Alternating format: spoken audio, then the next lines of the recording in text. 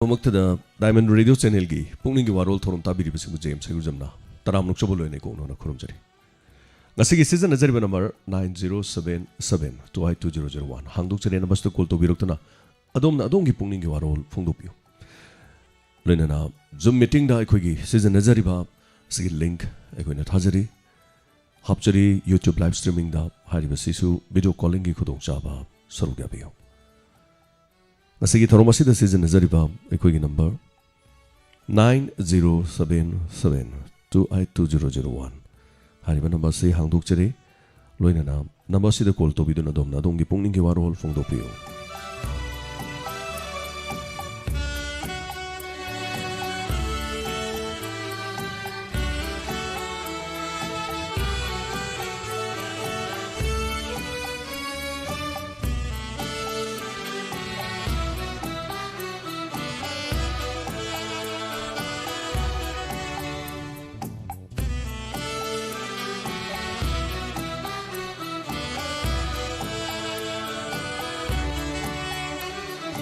Anauba case thengna kibasi numit ini asida anauba punchilaga satret ka yankai humdoi corona gi sigumba lakhi aduga numit ini sida miu manga lekhiti maroina miyam panamak section minasi laina asina hoji ge khoyu oiriba pibam sigi hena maiwon ama superkini haibadi hojik leiba mong sida hengalak lagati khoi hospital da tumham na chingba leirok loitaban Ngarang thengna ki ba sigumba mafam sing charangna panjari mafam sing Imphal West da chamaga nifuga manga Thobal da kunga manga Imphal East da 95 Bishnupur da kuntaru Kakching da trahumdoi Kamjong da ama Kangpokpi manga Urkhul mari Tamelong taruk Tenopal manga None ama Senapati mari Chandel manga aduga punna Churachandpur da miyo kuntaren Hello ming ama telephone IBC Hello. I mani tomba I look at it. Top you carry having. Kaguma Pukning Warol the Pondokan in Toban. Have you? Objective election Chila Vanina. Mission I am bound members in candidates into Gantabuna. Tandu Litana. The Pukning Chang the bot home Lagamar Magi. Honor the birds miner. Yang phone tan le yam nungai ja bai ta chi dong ke that phong dok thai na tong ja ku Sina loi birabro tai di kari hojik laina sigi mi pai bo khotpa lai bibro dos ani su na hira kapi rabra hoi lai ani suba dos kap suba kana koi jare aduga uji ki oina akoi na de ap chang thi tang nungai ba wat ni ta khau nungai ta bani na tang Corona thing mai lengan di social distancing ya matam maintain dong da ba ya mani singa de moi singa ya ma loina minne da ba singa ya ma ki jabni na isai kana ngate senjara da lere bi da yum da gi thom kana ban da sim lere thai khang tatu matam da sum tumin chalaga ta to ai tare Tagachari uzamani tomba torom saruga biba sigidama 16 minasi section madigi hena faba to po pai mathaliti aduna laina sin adanan bagidama ko hona minasi ngasigi season nazariba number 9077 2520001 hariba number side call to biduna adongi aningba pam phongdopi to budati adona phongdopi matamda politics loinana rajniti mari len wafam thammaga atopa showing the khana se duga hello ming amade form habise lang shar ai khanga bok tegin si tombi Tapi ukari habiningi kari wafam habiningi. Sarai nungai jata ba je wakalon khajitang sada pondon segi tawban. Habiu kari nungai tabale birage habiu. Sar hojiki je phaire lamta sola e haibadi akoi lohong khongjong ba dege sorat asi deva karma ama piroi na singa sora koromji adi ni punda ki adi karma deva karma gi mapam nina. Aduna akoina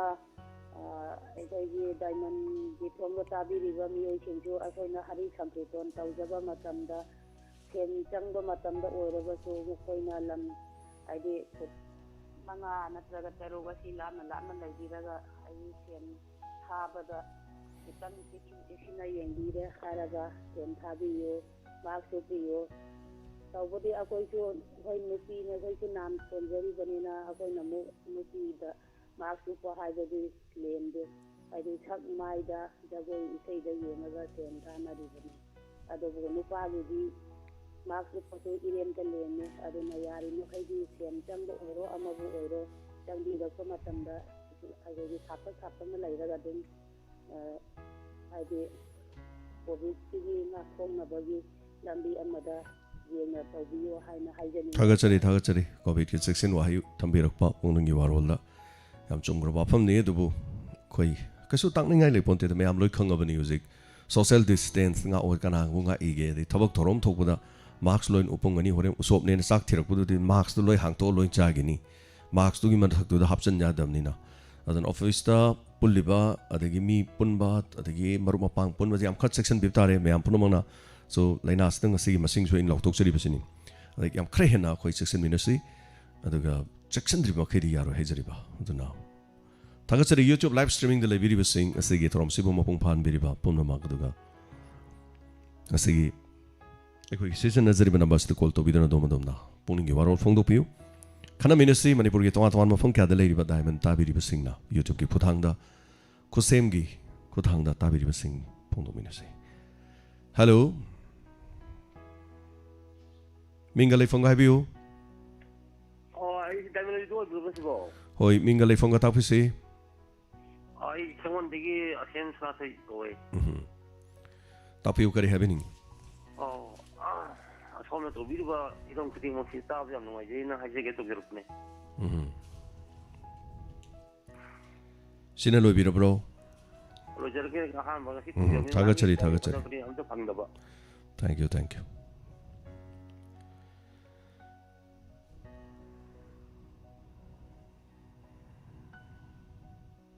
Hello. Hello, Minga Madi Leifam Habisi. Good evening, sir. Taram Lokseri, Minga Leifam Gatapiu. Suresh Toksom. Ishok Mamang Singpu Deni, sir. Suresh Sabiu. Nasigi Kanogi Pagi Pung Baro Gi Pau da. Aku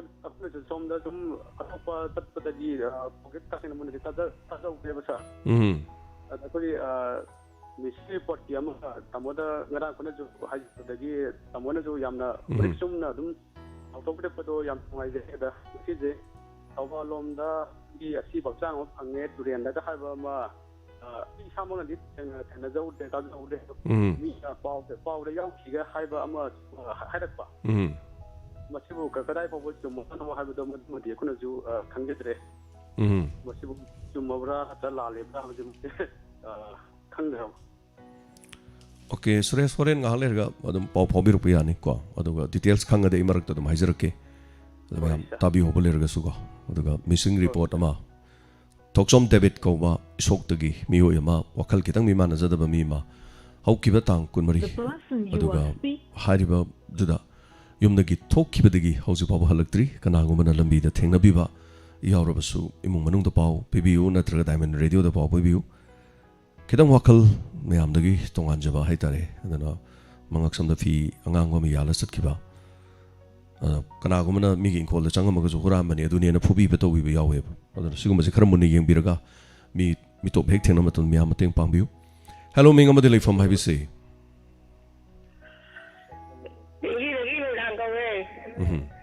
ꯇꯥꯛꯄꯤꯌꯨ ꯀꯔꯤ ꯍꯥꯏꯕꯤꯅꯤꯡꯉꯤ COVID-19 ꯀꯟꯁꯜꯂꯛꯄ ꯑꯗꯒꯤ ꯀꯩꯅꯣꯁꯨ ꯚꯣꯠꯀ ꯅꯛꯁꯜꯂꯛꯄꯁꯤꯗ ꯖꯤꯍꯨꯒꯤꯁꯨ ꯀꯔꯤ ꯂꯩꯒꯦꯅ ꯁꯨꯝ ꯇꯧꯔꯛꯄꯅꯦ ꯃꯇꯝ ꯀꯨꯏꯔꯦ ꯇꯧꯗꯕ ꯃꯤ ꯐꯪꯗꯕ ꯈꯔ ꯐꯪꯈꯤꯖꯅꯣꯅ ꯂꯦꯞꯄꯨꯕ ꯍꯣꯏ ꯑꯗ ꯍꯧꯖꯤꯛꯁꯤꯅ ꯚꯣꯠꯀꯤ ꯑꯀꯤꯕ ꯐꯪꯉꯦ ꯑꯩꯈꯣꯏꯒꯤꯗꯤ ꯍꯩꯔꯣꯛ ꯀꯦꯟꯗ꯭ꯔ ꯑꯣꯏꯕꯅꯤꯅ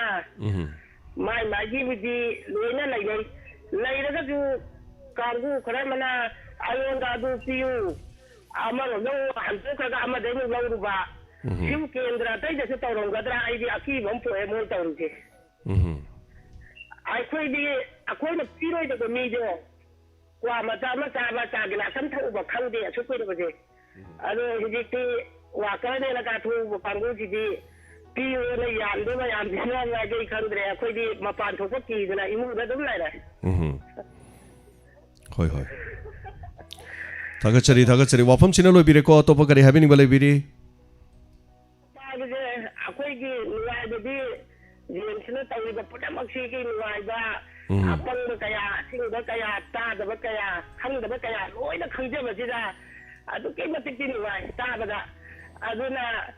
ꯃꯇꯝ ꯁꯥꯡꯅ ꯄꯨꯟꯁꯤ ꯅꯨꯡꯁꯥꯡꯅ ꯖꯦꯝꯁꯅ ꯃꯁꯤꯒꯤ ꯊꯕꯛꯁꯦ ꯑꯗꯨꯝ ꯆꯠꯊꯕ ꯑꯣꯏꯕꯤꯌꯨ ꯍꯥꯏꯖꯔꯒ ꯊꯝꯃꯒꯦ ꯊꯥꯒꯠꯆꯔꯤ ꯏꯂꯦꯛꯁꯟꯒꯤ ꯃꯇꯥꯡꯁꯤ ꯃꯌꯥꯝꯅ ꯍꯦꯟꯅ ꯈꯪꯕꯤꯔꯦ ꯏꯂꯦꯛꯁꯟꯗ ꯇꯧꯅꯔꯤꯕ ꯃꯌꯥꯝꯁꯤ ꯑꯉꯛꯄ ꯁꯣꯁꯤꯌꯦꯜ ꯃꯤꯗꯤꯌꯥꯗ ꯎꯅꯔꯤ ꯍꯥꯏꯖꯔꯤꯕ ꯍꯜꯂꯣ ꯃꯤꯡ ꯑꯃꯗꯤ ꯂꯩꯐꯝ ꯍꯥꯏꯕꯤꯌꯨ ꯍꯜꯂꯣ ꯑꯩ ꯐꯣꯟ ꯇꯧꯖꯔꯛꯏꯕ ꯑꯩ ꯁꯂꯨꯡꯐꯝ ꯃꯌꯥꯏ ꯂꯩꯀꯥꯏꯗꯒꯤ ꯈꯨꯖꯥꯛꯐꯝ ꯔꯥꯖꯦꯅꯤ ꯁꯥꯔ ꯇꯥꯛꯄꯤꯌꯨ ꯀꯔꯤ ꯍꯥꯏꯕꯤꯅꯤꯡꯉꯤ ꯀꯔꯤ ꯋꯥꯐꯝ ꯊꯝꯕꯤꯅꯤꯡꯉꯤ ꯀꯩꯅꯣ ꯑꯩꯈꯣꯏ ꯍꯩꯔꯣꯛ ꯀꯦꯟꯗ꯭ꯔꯒꯤ ꯃꯇꯝ ꯀꯨꯏꯅ ꯎꯐꯨꯜ ꯍꯧꯗꯨꯅ ꯂꯩꯔꯝꯃꯕ ꯁꯂꯨꯡꯐꯝꯒꯤ ꯁꯣꯔꯣꯛꯁꯤ ꯁꯥꯔ ꯔꯥꯙꯦꯁ꯭ꯌꯥꯝꯅ ꯀꯣꯏꯂꯥ ꯊꯥꯕꯤꯔꯛꯄꯁꯤꯗ ꯍꯥꯏꯅꯤꯡꯉꯥꯏ ꯂꯩꯇꯅ ꯈ꯭ꯋꯥꯏꯗꯒꯤ ꯅꯨꯡꯉꯥꯏꯕ ꯐꯣꯡꯗꯣꯛꯆꯕ ꯍꯣꯏ ꯍꯧꯖꯤꯛ ꯂꯝꯕꯤ ꯀꯣꯏꯂꯥ ꯊꯥꯔꯛꯄꯁꯤꯗ ꯃꯌꯥꯝꯅ ꯍꯔꯥꯎꯕꯅ ꯂꯣꯏꯔꯦ ꯍꯥꯏꯇꯥꯔꯦ ꯁꯥꯔ ꯌꯥꯝ ꯅꯨꯡꯉꯥꯏꯖꯩ ꯁꯤꯅ ꯂꯣꯏꯕꯤꯔꯕ꯭ꯔꯣ ꯑꯇꯣꯞꯄ ꯀꯔꯤ ꯍꯥꯏꯕꯤꯅꯤꯡꯉꯤ ꯋꯥꯐꯝꯁꯤꯅ ꯂꯣꯏꯕꯤꯔꯕ꯭ꯔꯣ ꯑꯣꯖꯥ ꯑꯗꯨꯗꯤ ꯊꯥꯒꯠꯆꯔꯤ ꯊꯦꯡꯛ ꯌꯨ ꯁꯣ ꯃꯆ ꯊꯧꯔꯝ ꯁꯔꯨꯛ ꯌꯥꯕꯤꯔꯛꯄ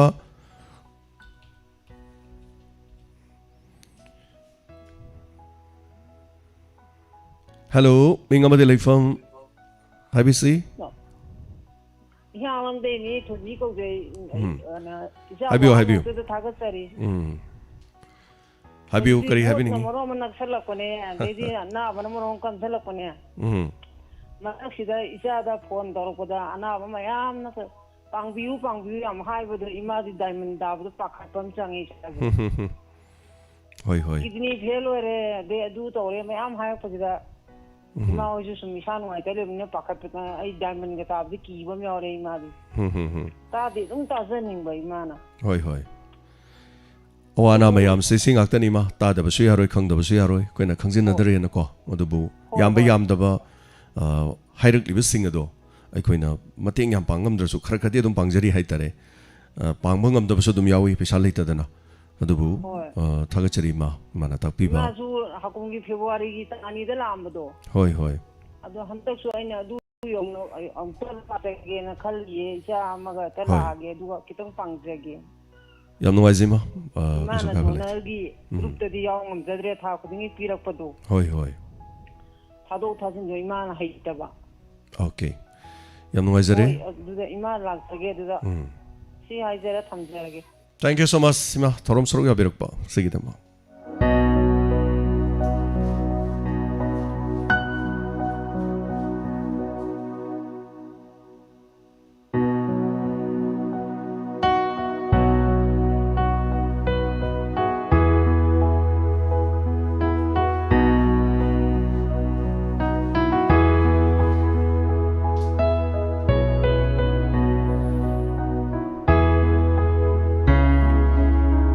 ꯃꯊꯪꯒꯤ ꯀꯣꯂꯔ ꯑꯃꯗ ꯈꯨꯗꯣꯡꯆꯥꯕ ꯄꯤꯖꯔꯤ ꯑꯩꯈꯣꯏꯒꯤ ꯅꯝꯕꯔ 9077282001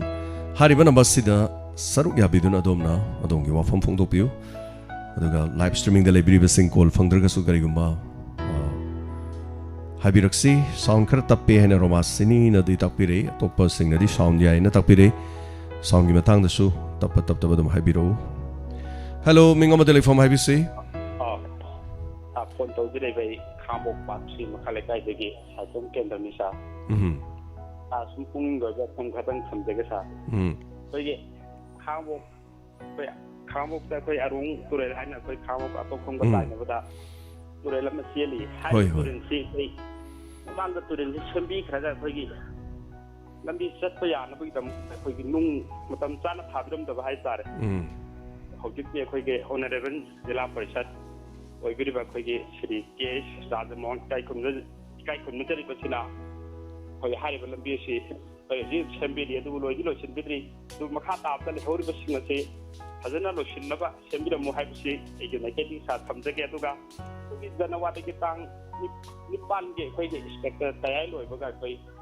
ꯁꯩꯁꯛꯄ ꯑꯩꯈꯣꯏꯒꯤ ꯁꯥꯔꯒꯝꯃꯒ ꯅꯥꯎꯕꯤ ꯍꯥꯏꯕꯗꯣ ꯃꯥꯒꯤ ꯏꯁꯩꯁꯦ ꯁꯥꯔ ꯑꯩꯅ ꯁꯨꯝ ꯃꯃꯥꯡꯗ ꯅꯨꯃꯤꯠꯇꯨ ꯈꯛ ꯇꯥꯗꯕ ꯅꯠꯇꯅ ꯃꯃꯥꯡꯗ ꯇꯥꯕ ꯐꯪꯖꯗꯕ ꯍꯥꯏꯖꯕ ꯍꯥꯏꯇꯥꯔꯦ ꯁꯥꯔ ꯍꯣꯏ ꯑꯣꯖꯥꯅ ꯇꯥꯕꯤꯗꯕꯒꯤꯅꯤ ꯑꯗꯨꯝ ꯃꯔꯛ ꯃꯔꯛꯇꯁꯨ ꯑꯗꯨꯝ ꯊꯥꯕꯅꯤ ꯍꯥꯟꯅꯁꯨ ꯑꯗꯨꯝ ꯊꯥꯖꯕꯅꯤ ꯍꯥꯏꯇꯥꯔꯦ ꯃꯌꯥꯝꯅ ꯄꯥꯝꯕ ꯂꯩꯔꯁꯨ ꯑꯗꯨꯝ ꯈꯟꯕꯤꯔꯛꯎ ꯑꯗꯨꯒꯤꯗꯤꯀꯣ ꯌꯥꯝ ꯅꯨꯡꯉꯥꯏꯖꯈꯤ ꯑꯗꯨꯒ ꯃꯔꯛꯇ ꯑꯩꯈꯣꯏꯒꯤ ꯍꯧꯖꯤꯛꯁꯤ ꯑꯩꯈꯣꯏ ꯖꯦꯅꯔꯦꯜ ꯑꯦꯂꯦꯛꯁꯟ ꯃꯇꯝ ꯀꯨꯏꯁꯤꯜꯂꯛꯇꯕ ꯀꯥꯟꯁꯤꯗ ꯑꯩꯈꯣꯏ ꯚꯣꯇꯔ ꯆꯜꯂꯕ ꯑꯩꯈꯣꯏꯒꯤ ꯃꯦꯆꯣꯔ ꯑꯣꯏꯔꯕ ꯑꯩꯈꯣꯏ ꯅꯍꯥꯁꯤꯡ ꯍꯥꯏꯖꯕ ꯇꯥꯔꯦ ꯁꯥꯔ ꯁꯤꯁꯤꯡꯁꯤ ꯑꯩꯈꯣꯏꯒꯤ ꯏꯀꯥꯏ ꯈꯨꯝꯅꯗꯔꯤꯕ ꯑꯩꯈꯣꯏꯒꯤ ꯚꯣꯠ ꯂꯦꯞꯄꯤꯔꯤꯕꯁꯤꯡ ꯑꯁꯤꯒꯤ ꯃꯔꯛꯇ ꯑꯅꯝꯕꯅ ꯑꯩꯈꯣꯏ ꯀꯅꯥꯗ ꯍꯣꯡꯕ ꯆꯥꯎꯕꯗ ꯁꯦꯟ ꯄꯤꯔꯨꯏ ꯍꯥꯏꯕꯗꯤ ꯀꯅꯥꯝꯇ ꯁꯥꯈꯤ ꯁꯥꯄꯣꯠ ꯂꯩꯇꯦ ꯑꯗꯨꯕꯨ ꯑꯩꯈꯣꯏ ꯏꯂꯦꯛꯁꯟ ꯂꯦꯞꯄꯤꯔꯤꯕ ꯀꯦꯟꯗꯤꯗꯦꯠ ꯑꯃꯅ ꯂꯨꯄꯥ ꯀꯔꯣꯔ ꯆꯪꯉꯤꯕꯁꯦ ꯁꯤꯒꯤ ꯁꯦꯟꯁꯤ ꯑꯩꯈꯣꯏꯒꯤ ꯃꯥꯒꯤ ꯀꯦꯟꯗ꯭ꯔꯗꯨꯗ ꯂꯣꯏꯅ ꯆꯥꯏꯊꯣꯛꯑꯒ ꯄꯨꯡꯃꯥꯡ ꯃꯥꯡꯈꯤꯕ ꯁꯦꯟ ꯉꯥꯛꯇꯅꯦꯕ ꯍꯥꯏꯔꯤꯕ ꯁꯦꯟꯁꯤꯡ ꯑꯁꯤ ꯆꯥꯔꯤꯕꯁꯤꯗ ꯑꯩꯈꯣꯏꯒꯤ ꯃꯇꯝꯁꯤꯗ ꯑꯩꯈꯣꯏꯒꯤ ꯃꯃꯥꯡꯊꯛꯇ ꯑꯩꯈꯣꯏꯒꯤ ꯅꯤꯁꯥꯒꯤ ꯏꯄꯥꯛꯇ ꯑꯩꯈꯣꯏ ꯃꯅꯤꯄꯨꯔꯁꯤ ꯇꯁꯦꯡꯅ ꯑꯩꯒꯤ ꯋꯥꯈꯜꯗ ꯇꯥꯎꯔꯤ ꯍꯥꯏꯕꯁꯤꯃꯗꯤ ꯑꯩꯒꯤ ꯃꯣꯠꯇ ꯊꯝꯖꯒꯦ ꯃꯃꯥꯡꯗ ꯑꯩꯈꯣꯏꯒꯤ ꯄꯂꯦꯟꯗ ꯐꯥꯈꯤꯕ ꯏꯌꯥꯔꯄꯣꯔꯠꯇ ꯐꯥꯈꯤꯕ ꯑꯁꯤꯁꯤꯡꯁꯤꯗꯤ ꯈꯪꯕ ꯑꯃꯅꯤ ꯈꯛꯇꯪ ꯐꯥꯎꯕꯅꯤ ꯊꯥꯗꯕ ꯀꯌꯥ ꯑꯃ ꯑꯩꯈꯣꯏ ꯍꯧꯖꯤꯛ ꯍꯧꯖꯤꯛ ꯑꯩꯈꯣꯏ ꯃꯅꯤꯄꯨꯔꯁꯤꯗꯗꯤ ꯃꯅꯤꯄꯨꯔꯒꯤ ꯍꯧꯒꯠꯂꯛꯏꯕ ꯇꯨꯡꯒꯤ ꯖꯥꯇꯤꯒꯤ ꯌꯨꯝꯕꯤ ꯑꯣꯏꯔꯛꯀꯗꯕ ꯀꯌꯥ ꯑꯃꯗꯤ ꯁꯨꯝ ꯆꯥꯗꯅ ꯂꯩꯔꯤꯕ ꯃꯊꯛꯁꯤꯗ ꯑꯃꯨꯛ ꯏꯂꯦꯛꯁꯟꯁꯤ ꯍꯦꯛ ꯂꯣꯏꯕꯒ ꯑꯃꯨꯛ ꯄꯟꯆꯥꯌꯠ ꯏꯂꯦꯛꯁꯟ ꯑꯃꯨꯛ ꯂꯥꯛꯑꯦ ꯑꯗꯨꯅ ꯁꯦꯟꯁꯤ ꯄꯟꯆꯥꯌꯠ ꯏꯂꯦꯛꯁꯟꯗꯁꯨ ꯍꯥꯏꯔꯤꯕ ꯑꯩꯈꯣꯏꯒꯤ ꯄꯊꯥꯜ ꯑꯃ ꯖꯤꯂꯥ ꯑꯃ ꯑꯣꯏꯅꯕ ꯂꯦꯞꯄ ꯀꯥꯟꯗ ꯑꯩꯈꯣꯏ ꯂꯨꯄꯥ ꯀꯔꯣꯔ ꯆꯪꯉꯛꯑꯦꯕ ꯍꯧꯖꯤꯛ ꯃꯇꯝꯁꯤꯗ ꯑꯩꯈꯣꯏ ꯃꯅꯤꯄꯨꯔ ꯇꯧꯔꯤꯕꯁꯤ ꯁꯥ ꯁꯤꯅ ꯇꯨꯡꯗ ꯍꯧꯔꯛꯀꯗꯕ ꯖꯥꯇꯤꯁꯤꯒꯤ ꯌꯨꯝꯕꯤꯁꯤꯡꯁꯤꯒꯤ ꯐꯥꯒꯤ ꯏꯄꯥꯛꯀꯤ ꯄꯥꯎꯒꯤ ꯃꯇꯝꯁꯤ ꯆꯍꯤ ꯑꯃ ꯑꯅꯤ ꯍꯦꯟꯅ ꯃꯇꯝ ꯄꯤꯗꯨꯅ ꯂꯩꯈꯤꯕꯁꯤꯅ ꯁꯥꯔ ꯑꯩꯒꯤ ꯃꯥꯏꯀꯩꯗꯒꯤ ꯑꯁꯤꯇꯪ ꯊꯝꯖꯒꯦ ꯁꯥꯔ ꯊꯥꯒꯠꯆꯔꯤ ꯌꯥꯝ ꯅꯨꯡꯉꯥꯏꯖꯔꯦ ꯊꯧꯔꯝ ꯁꯔꯨꯛ ꯌꯥꯕꯤꯔꯛꯄ ꯁꯤꯒꯤꯗꯃꯛ ꯑꯣꯖꯥꯒꯤ ꯄꯨꯛꯅꯤꯡꯒꯤ ꯋꯥꯔꯣꯜ ꯈꯔ ꯐꯣꯡꯗꯣꯛꯄꯤꯕꯁꯤꯒꯤꯗꯃꯛ ꯍꯥꯏꯇꯥꯔꯦ ꯃꯊꯪꯒꯤ ꯀꯣꯂꯔꯗꯃꯨꯛ ꯈꯨꯗꯣꯡꯆꯥꯕ ꯑꯃꯨꯛ ꯄꯤꯖꯔꯤ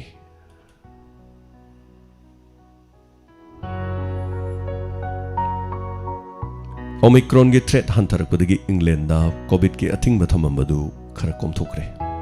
मसी मफम अदुदा लेबा मियामना ज्ञान ताबदगिनी हाबिताई अदुगा इखोइगी सुलमदम सि लेबा मियाम पुनमक वखल तामिनबा मचंगी नत्रदि लेना सिने हेना लाक्सिलक्तना वाबो ओगे दोरिबन हेलो मिंग अमदि लेफम हाबिसि हेलो सर सि सर जेम्स बिरब नत्रो ओजा मिंग लेफम गा हाबिसि अैगी मिंगजे अमर इथम कोक्तादगी तापिउ करि हाबिनिंगी करि थंबिनिंगी सर हुजिकसे इखोइगी टिकेट की वफम से सर टिकेट के दौरके टिकेट करी तो यावरगे ओजा टिकेट हुजिक टिकेट दि हाइदोक्तन लैबसिगी हाइदि पुकनिंग दे यामना खोइरांग भाई तारे sir ngaibiu soidana ngasi ga di haidoro ba ya hebagi thajaba leiri ado हाइदि हुजिफो तुम हाइदि टिकेट दि हाइदि सोशल मीडिया दि इखोइगी फेक लिस्ट अमा थोएबा सर अदो थाजबिरुनो सरकारना लाउथ्रोकांदा खबर दा यावरकपदो कोइ रेडियो दगा लाउथ्रोकपदो अदु खतंग थाजबियो तैदि थाजबिरोनु मरमदि अंगप गातनी फंक्शन दो सेम पंक्ता थागली करी बितनो दुबुदि खोइने खंजदे लेबाक चावी मी वखल यामी दुबु रेडियो दा खबर दा यावरकपदो अदु खतंग खर थाजसे अतैदि टीवी चैनल गी लेरिबा मयाम पाउ दु करी दा यावरकपकांदा खर खमिनर लोरे जाको सिना लोबिरब्रो जा तो बकरी वाफम हाबिनिंग बलेबिरी अतै लैजदे थोजोको सर थैंक यू चमचरांग नबुदु सर अदुगी सारदा के थागचरी ओजा मदुम अखोइदि सुंगाव गावजद्रे टिकेट की मतंग जे मखोइ फ्री दनी कोइ लेजरी जे अमसु अपबनी लेबाकी दमक चोंथोरेबनी इंटेंडिंग कैंडिडेट मयाम सिना बम तोइबा होजिक मै हरकोदबनी फिरान मै थाबगी न मरोल मा याम हरखिनि बिसिनि राजनीति है जे राजनीति से मयाम की पुंसी से राजनीति याउदबदि यादे हाइतार सो थागचरी एकदम खरदि इरांग खरदि लाक्तो माली बथदुना खना चैनबा खोटपा मा तौदबदि ओइसनु अदुगा अखोइदि दुम मिचम प्रजा ओइना दुम लेरगा हाइतारे सो खोइ करिमतो वाबा लेते फंगोइरा अदु कुमैदि सोइदि थोलकनी अदु खोइ वादि मदुना मरम ओइरगा पुंसी मांगदबा थवाइ मसेन खना चैनदबा मसे खक्तनि ईश्वर खोइ खुरुमजरिसे अवारपा सो मथंगी कॉलर मद खोदोंसा पिजरी मथंग कॉलर न करी हेरे हबदु यमिनसे हेलो हेलो मिंगा लेफंगा हाबियो खैरो मया लेकाय संगेन कौवे इबुंगो इमा ना पुंगिंगी वारोलंतंग फोंदोनिंगना तौजरकपने हाबियो करी हाबेनिंगी इमा सो थबक सुरुबो वारुबो कया अमा इचागी इलादु तादना याम नुंगाय दु मतंगी मतुंगिना इलेक्शन जो लाए अखोइदी अमता याउद्रे इरांग सो कनबनिना ꯄꯣꯊꯥꯖꯔꯦ ꯏꯁꯥꯅ ꯑꯋꯥꯕ ꯄꯣꯊꯥꯍꯟꯕꯤꯗꯅ ꯌꯥꯝ ꯅꯨꯡꯉꯥꯏ ꯏꯟꯁꯄꯦꯛꯇꯔ ꯇꯌꯥꯏ ꯇꯥꯕꯗ ꯋꯥꯔꯝꯕ ꯀꯌꯥ ꯅꯨꯡꯉꯥꯏꯅ ꯄꯣꯊꯥꯏ ꯅꯣꯡꯃꯇꯪ ꯇꯥꯍꯧꯗꯕꯗ ꯌꯥꯝ ꯅꯨꯡꯉꯥꯏꯇꯦ ꯁꯤ ꯍꯥꯏꯒꯦꯅ ꯇꯧꯖꯔꯛꯄꯅꯦ ꯏꯁꯥꯗ ꯊꯥꯒꯠꯆꯔꯤ ꯏꯃꯥ ꯊꯧꯔꯝ ꯁꯔꯨꯛ ꯌꯥꯕꯤꯔꯛꯄ ꯇꯥꯕꯤꯕ ꯑꯩꯈꯣꯏꯅ ꯍꯣꯠꯅꯖꯔꯤꯕ ꯈꯔꯗ ꯃꯁꯤꯡ ꯊꯥꯕꯤꯕ ꯏꯃꯥ ꯀꯣ ꯌꯥꯝ ꯅꯨꯡꯉꯥꯏꯖꯩ ꯏꯃꯥ ꯑꯩꯈꯣꯏꯅ ꯄꯣꯊꯥꯅꯅꯕꯒꯤꯗꯃꯛꯇꯅꯤ ꯑꯩꯈꯣꯏꯅ ꯍꯣꯠꯅꯖꯔꯤꯁꯤ ꯑꯇꯣꯞꯄ ꯋꯥꯐꯝ ꯑꯃꯠꯇ ꯂꯩꯖꯗꯦ ꯑꯗꯨꯅ ꯅꯨꯡꯉꯥꯏꯅ ꯇꯥꯕꯤꯌꯨ ꯏꯃꯥ ꯊꯥꯒꯠꯆꯔꯤ ꯊꯧꯔꯝ ꯁꯔꯨꯛ ꯌꯥꯕꯤꯔꯛꯄꯁꯤꯒꯤꯗꯃꯛ ꯏꯃꯥ ꯑꯍꯜ ꯑꯣꯏꯔꯕꯤꯁꯤꯡ ꯀꯅꯥꯗ ꯐꯣꯟ ꯇꯧꯔꯨꯅꯤ ꯐꯣꯟ ꯇꯧꯅꯐꯥꯎ ꯂꯩꯄꯣꯟꯇꯦ ꯃꯆꯥ ꯃꯁꯨꯗ ꯐꯣꯟ ꯇꯧꯔꯨꯕꯗ ꯑꯁ ꯌꯥꯔꯦ ꯍꯌꯦꯡ ꯂꯥꯛꯀꯦ ꯍꯣꯔꯦꯟ ꯂꯥꯛꯀꯦ ꯐꯣꯟꯒ ꯀꯛꯊꯠꯄꯤꯔꯤ ꯄꯣꯠꯅꯤ ꯑꯗꯨ ꯔꯦꯗꯤꯑꯣꯁꯤ ꯄ꯭रोग्राꯝꯗ ꯇꯥꯖꯔꯒ ꯅꯨꯡꯉꯥꯏꯖꯩ ꯍꯥꯏꯗꯅ ꯏꯃꯥꯁꯤꯡꯅ ꯐꯣꯟ ꯇꯧꯕꯤꯔꯤꯕꯅꯤ ꯍꯜꯂꯣ ꯃꯤꯡ ꯑꯃꯗꯤ ꯂꯩꯐꯝ ꯍꯥꯏꯕꯤꯁꯤ ꯍꯜꯂꯣ ꯍꯜꯂꯣ ꯆꯥꯔꯖꯤꯡꯗꯒꯤ ꯃꯤꯅꯤ ꯍꯣꯏ ꯍꯣꯏ ꯇꯔꯥꯝ ꯅꯣꯛꯆꯔꯦ ꯍꯥꯏꯕꯤꯌꯨ ꯁꯥꯔ ꯉꯔꯥꯡꯒꯤ ꯁꯦꯀ꯭ꯔꯦꯇꯔꯤꯌꯥꯗ ꯌꯥꯝ ꯅꯨꯡꯉꯥꯏꯌꯦ ꯁꯥꯔ ꯁꯤꯅ ꯂꯣꯏꯔꯕ꯭ꯔꯣ ꯍꯜꯂꯣ ꯁꯤꯅ ꯂꯣꯏꯔꯕ꯭ꯔꯣ ꯑꯁ ꯈꯪꯗꯦ ꯁꯥꯔ ꯉꯔꯥꯡꯒꯤ ꯁꯦꯀ꯭ꯔꯦꯇꯔꯤꯌꯥꯗꯨꯗꯤ ꯑꯁ ꯌꯥꯝ ꯀꯞꯅꯤꯡꯕꯅ ꯊꯃꯣꯏꯁꯦ ꯈꯪꯗꯦ ꯅꯤꯛ ꯂꯥꯎꯏ ꯏꯁꯥꯁꯦ ꯌꯥꯝ ꯅꯨꯡꯁꯤꯌꯦ ꯋꯥꯔꯤꯗꯣ ꯁꯥꯔ ꯊꯣꯛꯂꯤꯕꯅꯤ ꯋꯥꯐꯝ ꯑꯝꯇꯒ ꯍꯥꯏꯕꯤꯌꯨ ꯍꯥꯏꯕꯤꯌꯨ ꯍꯥꯏꯕꯤꯌꯨ ꯋꯥꯐꯝ ꯑꯝꯇꯒ ꯍꯥꯏ ꯑꯗꯨꯕꯨ ꯊꯝꯕꯤꯈ꯭ꯔꯦ ꯀꯣꯜꯁꯦ ꯑꯦꯅꯤꯋꯦ ꯂꯥꯏꯟ ꯇꯠꯈꯤꯕ ꯑꯣꯏꯔꯕꯁꯨ ꯌꯥꯏ ꯃꯊꯪꯒꯤ ꯀꯣꯂꯔ ꯑꯃꯗ ꯑꯃꯨꯛ ꯈꯨꯗꯣꯡꯆꯥꯕ ꯄꯤꯖꯔꯒ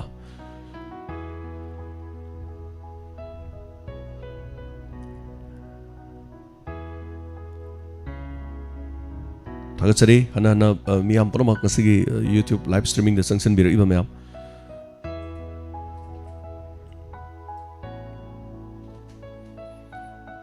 ꯐꯣꯟ ꯐꯪꯗꯕꯁꯤꯡꯅ ꯑꯩꯈꯣꯏꯒꯤ ꯀꯣꯜ ꯇꯧꯕ ꯃꯇꯝꯗ ꯍꯧꯖꯤꯛ ꯍꯧꯖꯤꯛꯁꯤ ꯍꯥꯡꯉꯒ ꯂꯩꯕꯅꯤꯅ ꯐꯣꯟ ꯇꯧꯔꯛꯄꯗ ꯁꯣꯏꯗꯅꯃꯛꯀꯤ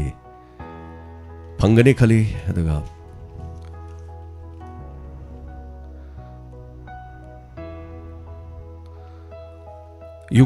ꯌꯨꯀ꯭ꯔꯦꯟꯒꯤ military ꯐꯦꯛꯇꯔꯤꯗ national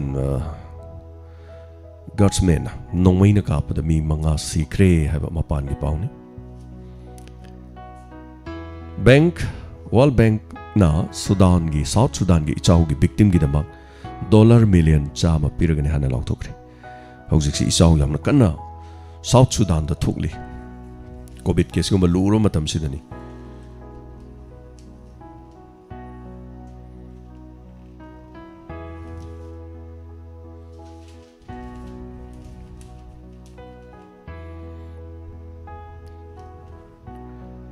Hello, ming amadi leifam haibisi. Good afternoon, sir. Taram noksari minga leifam ga haibiu. Ai sarai ni endagi LP samacha. Tapiu, kari haibini ngoda. Sir kanagi khoigi sagi thoram khudimok yam nungai na tadi. Adu koi maru na habuk suba sinini na. Pukning Warol aduga parketat kaya yam ning singa tadi. Aduh sir, bagi aduh matik nungajari aduh dia mana apa na, nungdang di sini. Hoi. Masih makung kan atau apa ngambil terus. Tum mana han bro? Nanti terus, thiman gitu sih. Kasu kaya itu dah, nongalaga tum tabi besu ya iko. Hoi, aduh sir, saya, kari umum tu. Tapiu. Aina, tabat owner betul, kau sah na. Mung mata pung teret mung dra midu di ana ba leira bania haiba hebet tadi kiba mani alu ko chi mung gi pung teret lena mari ba tum ba thande sa pung se yam dra ba pung ni pan tung ga bani mi se yam hoi adu sa nungan ba chu chi mini na thabuk chu be cha ba hoi adu na koi halaga chu ta ta so ba tum koi ta ko yam nungai dum ta ji adu ga thoram thudum yam nungai ta ji adu ga election gi kari gi thabuk chu kan khali adu bo koi Tujuh yaudah deh. Hoi. Tadi tadi ni macam tahu di sini, yang nungai nata jadi. Thank you. Aman hai besi, ye na belai cina. Terus aman apa pergi thoram sih ya kuis phone sih yang kuis nelajar dulu bani. Sekarang macam sih tensi lekani hai berada kuis macam kuis nelajar pun muni mamang dah tahu je thah kerja mamang dah. Aduh sih kalau lelat pada kuis tu sana phone lelat ni na terus pada ꯁꯣꯏꯗꯅ ꯐꯪꯒꯅꯤ ꯍꯥꯏꯕꯗ ꯈꯨꯗꯛꯇ ꯇꯧꯖꯔꯛꯏ ꯍꯣꯏ ꯍꯣꯏ ꯌꯥꯝ ꯅꯨꯡꯉꯥꯏꯖꯩ ꯌꯥꯝ ꯅꯨꯡꯉꯥꯏꯖꯩ ꯀꯩꯁꯨ ꯀꯥꯏꯕ ꯂꯩꯇꯦ ꯐꯖꯅ ꯐꯪꯒꯅꯤ ꯁꯥꯔ ꯊꯦꯡꯛ ꯌꯨ ꯃꯌꯥꯝ ꯁꯤꯟꯃꯤ ꯑꯃ ꯑꯣꯏꯅ ꯇꯥꯕꯤꯕ ꯑꯗꯨꯒ ꯑꯊꯦꯡꯕꯗ ꯊꯧꯔꯝꯗꯤ ꯇꯥꯕ ꯉꯝꯖꯗ꯭ꯔꯤ ꯍꯥꯏꯅꯁꯨ ꯇꯥꯛꯄꯤꯔꯛꯏ ꯊꯥꯒꯠꯆꯔꯤ ꯑꯗꯨꯕꯨ ꯍꯧꯖꯤꯛꯁꯤ ꯌꯥꯝ ꯅꯨꯡꯉꯥꯏꯕ ꯑꯃꯗꯤ ꯑꯩꯈꯣꯏꯅ ꯃꯍꯧꯁꯥ ꯔꯦꯗꯤꯑꯣꯗ ꯄ꯭ꯔꯣꯒ꯭ꯔꯥꯝ ꯇꯥꯍꯧꯗꯕꯁꯦ ꯇꯥꯕ ꯐꯪꯗꯦ ꯗꯥꯏꯃꯟꯒꯤ ꯑꯣꯏꯅꯗꯤ ꯇꯥꯕ ꯐꯪꯗꯕ ꯄ꯭ꯔꯣꯒ꯭ꯔꯥꯝꯁꯦ ꯑꯗꯨꯃꯛ ꯉꯥꯏꯍꯥꯛꯀꯤ ꯃꯇꯨꯡꯗ ꯑꯗꯨꯝ ꯐꯪꯒꯅꯤ ꯁꯝꯅ ꯍꯥꯏꯔꯕꯗ ꯉꯁꯤ ꯄꯨꯛꯅꯤꯡ ꯋꯥꯔꯣꯜꯁꯤ ꯍꯦꯛ ꯂꯣꯏꯕꯒ ꯑꯗꯨꯃꯛ ꯌꯥꯎꯔꯗꯣꯏꯅꯤ ꯇꯥꯕ ꯌꯥꯗꯣꯔꯤꯕꯅꯤ ꯍꯥꯏꯖꯔꯤꯕ ꯊꯧꯔꯝ ꯈꯨꯗꯤꯡꯃꯛ ꯊꯥꯒꯠꯆꯔꯤ ꯄꯨꯝꯅꯃꯛ ꯑꯗꯨꯒ ꯑꯩꯈꯣꯏꯒꯤ ꯍꯣꯠꯅꯖꯔꯤꯕꯁꯤꯡ ꯑꯁꯤꯗ ꯃꯁꯤꯡ ꯊꯥꯕꯤꯕ ꯍꯥꯏꯇꯥꯔꯦ ꯑꯗꯨꯒ ꯁꯨꯕ ꯅꯣꯝꯕ ꯑꯣꯏꯔꯒꯁꯨ ꯍꯥꯏꯇꯥꯔꯦ ꯑꯣꯖꯥ ꯑꯩꯈꯣꯏ ꯀꯟꯅ ꯁꯨꯕꯤꯌꯨ ꯅꯣꯝꯕꯤꯌꯨ ꯅꯥꯗꯅꯕ ꯍꯣꯠꯅꯕꯤꯌꯨ ꯅꯥꯕ ꯍꯥꯏꯕꯁꯤꯗꯅꯤ ꯑꯩꯈꯣꯏꯒꯤ ꯑꯋꯥꯕꯁꯦ ꯍꯦꯜꯂꯣ ꯃꯤꯡ ꯑꯃꯗꯤ ꯂꯩꯐꯝ ꯍꯥꯏꯕꯤꯁꯤ ꯑꯣ ꯀꯩꯅꯣ ꯇꯧꯕ CPIꯒꯅꯦ ꯀꯣꯡꯒ꯭ꯔꯦꯁꯀ ꯑꯦꯂꯥꯏꯟꯁ ꯇꯧꯋꯦ ꯍꯥꯏꯕꯗ ꯌꯥꯝ ꯅꯨꯡꯉꯥꯏꯕ ꯑꯗꯨ ꯍꯥꯏꯒꯦ ꯇꯧꯕ sina lo era bro tai kari habininge o sina lo ha sina han bani do kari lamdagi no tentadagi ne tentadagi okay yam ngai jare thank you so much aina hobda taja hudabani hoi left party haitare left party ge punna chatminaba congress amadi CPI punna chatminaba wankhai kendra da congress ki mirep thadok treba aduna wankhai gi leiri sida thadok trabani na wankhai da CPI ama haitare ne ko CPI ama wankhai gi kendra gi thokadoriba aduna maram oirakanda congress ki puthoroi dobani na wankhai gi du su support torakanda haitare ado hana su congress ka left party siga congress ka tum chatminaba gi wari haitare mamang su lekhi anyway sina politics ki wari orso hello minga ma delay from habisi hello khurai dagi binota khurai dagi takpiu kari habini oh kaino pukning gi wan de tension la ni hai ado akoi di phone di pak su phang phangjadabane busy eta haiba dagi call ende eta hairakpa du main tawe da hoi mayam kaino tawdadi hoigi thauram da kudong chadaba leramba budi ai ko taba budi yam nungai ba koina di hoi mayam saruga biradi kesu nate da dum saruga ba chang wala ga di haijage koigi angang gi thauram gi program je ti amusu ta gi drabra dum tawdra laktaba haitare angang gi ji laktabani yam sene di angang di yumthong goding da lei haitare dubu masi punjalaga tuition center ma school gi natraga lekai amagi punna hekta angang singdu auto om da gari im da puthoga haitare ko aduga kari haitare adu puraga dum lakpa yai haitare angang moi program da do punghai me hele di dum yare ba adu laktabani ayam bai khoi gi se hana de khoina marom phara gar torami adu hujikti madu su tobung amdre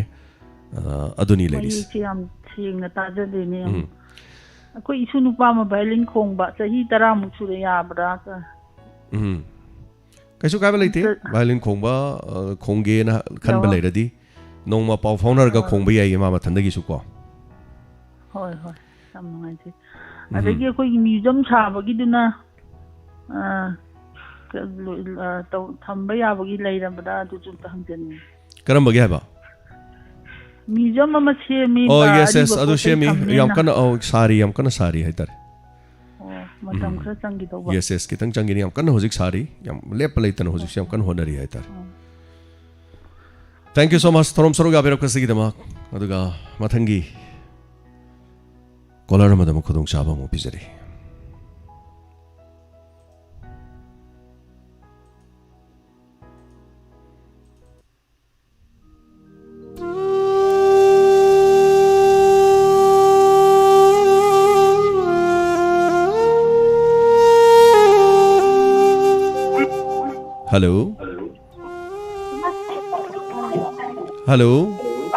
hello sir takin nagi somone tapiu kari happening puning gi waron ke ani have do te tanga no khoi di do dom tari ne nan lupa sani ka khuni yawo bodu hoi ai pakhum jakrabani yaure edana phone da saina pakhum di hanjakrabani thagachari adana han lama pang ni hai do du ngom sinong ni ne daga ai tam do ju pang ke hanu bi mangi do adu am nungai te ba adu khoi mi am tari ba khoi mi am lupa ta ta na na de mi lai lai ni ba mai do yes ꯑꯗꯨ ꯍꯥꯏꯖꯒꯦ ꯇꯧꯕꯅꯦ ꯊꯝꯃꯒꯦ. ꯍꯣꯏ ꯍꯣꯏ. ꯊꯥꯒꯠꯆꯔꯤ ꯊꯧꯔꯝ ꯁꯔꯨꯛ ꯌꯥꯕꯤꯔꯛꯄꯁꯤꯒꯤꯗꯃꯛ.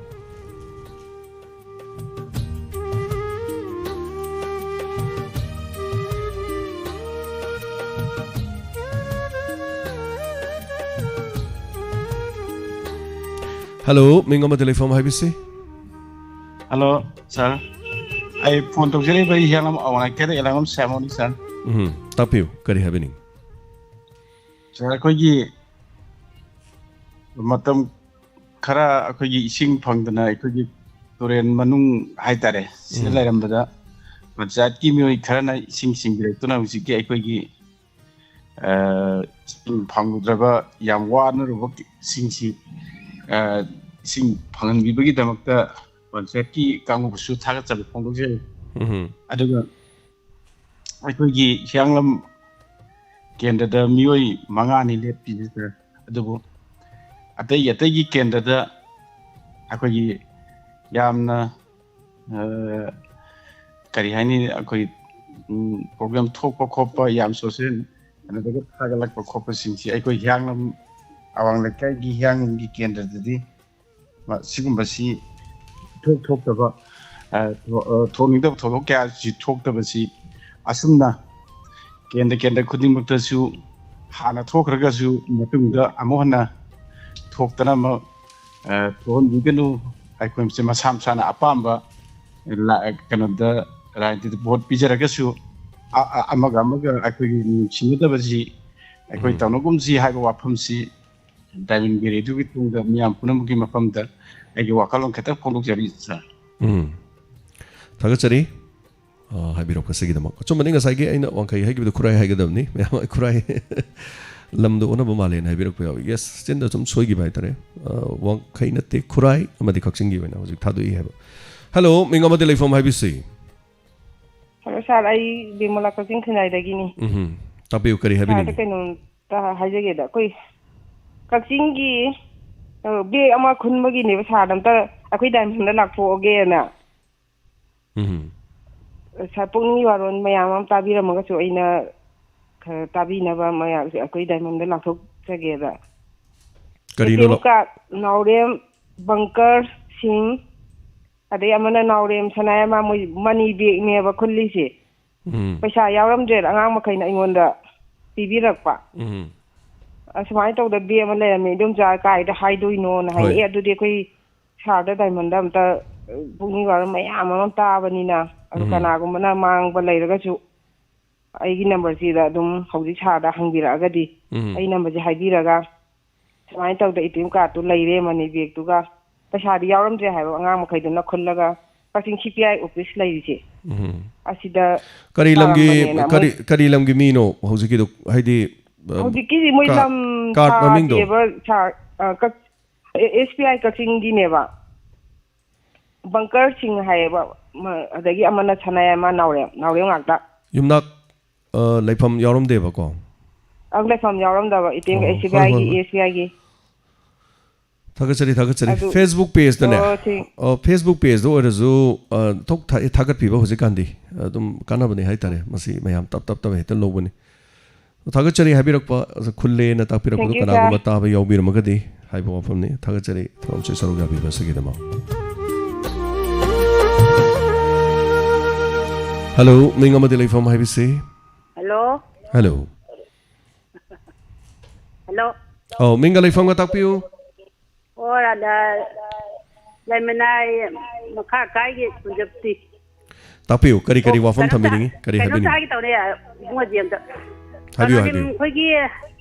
tawrang gi pung manga gi bilas tu pothaya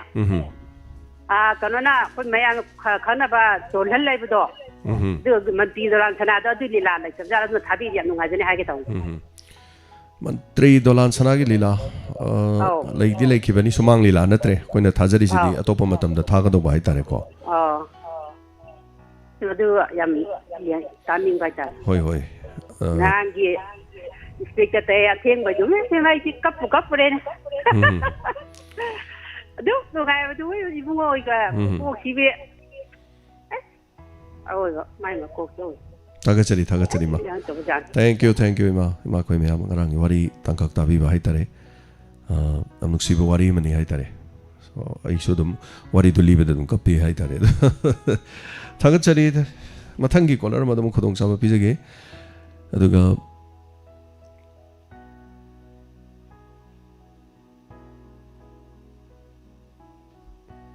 Yes, kaso kaya pala iti. Habi bito himabati. Mani bek taho buno Facebook to koi ta thagat kiba group amada kok thagat biba yai. Aduga mapu dona di taho bugi unthon wajari pone ba. Mayam to muktana bada matam changi kudong chada mayam thuidan.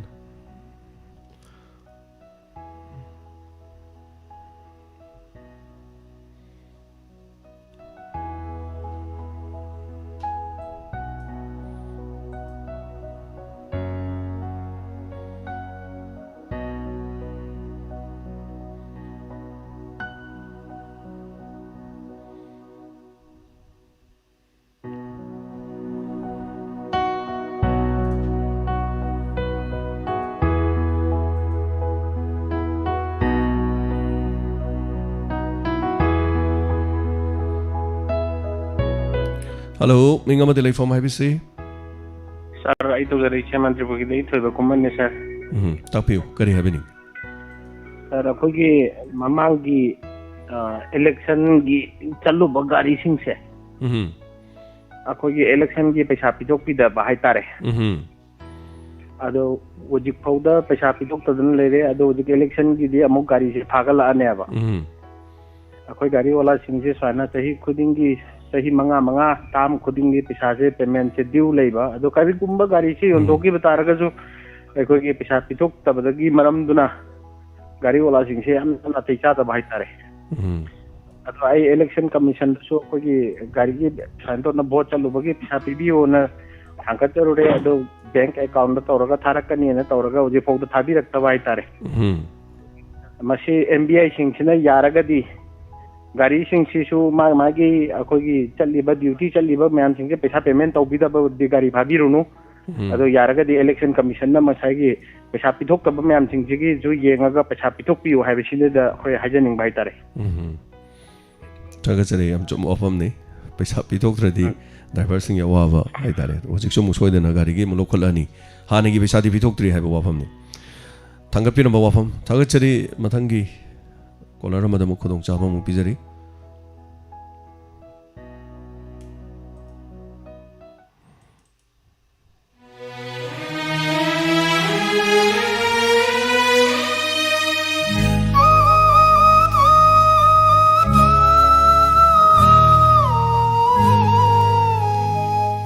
Hello, Minga Madili from IBC. Hello.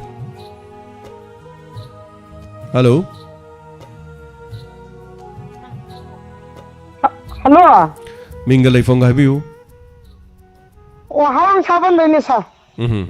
Ming do Kari Habibino. Me. Have you Kari happening? Only you are all on the phone again. Ông chỉ cái vote này là tàu gì nữa, tôi đi làm thang kiện rồi cái gì mà du tiền xong rồi cái nó chứ bây giờ uji liệp về về cái ra chứ na, qua nào chứ ông thấy dùng vị thế thì cái nó chứ hay vote mà cần gì năm mươi là cái này thì cái mung cái qua nào chứ cái tiền thì dùng vị cái đó là tàu gì đó, khi hay cái lo là thì cái Tiga cuai kali mi kita atas yang lagi. Tiga harga pada lupa kisah kun mengapi. Aina hangi apa kita. Log jenis dia lagi. Isu pipi.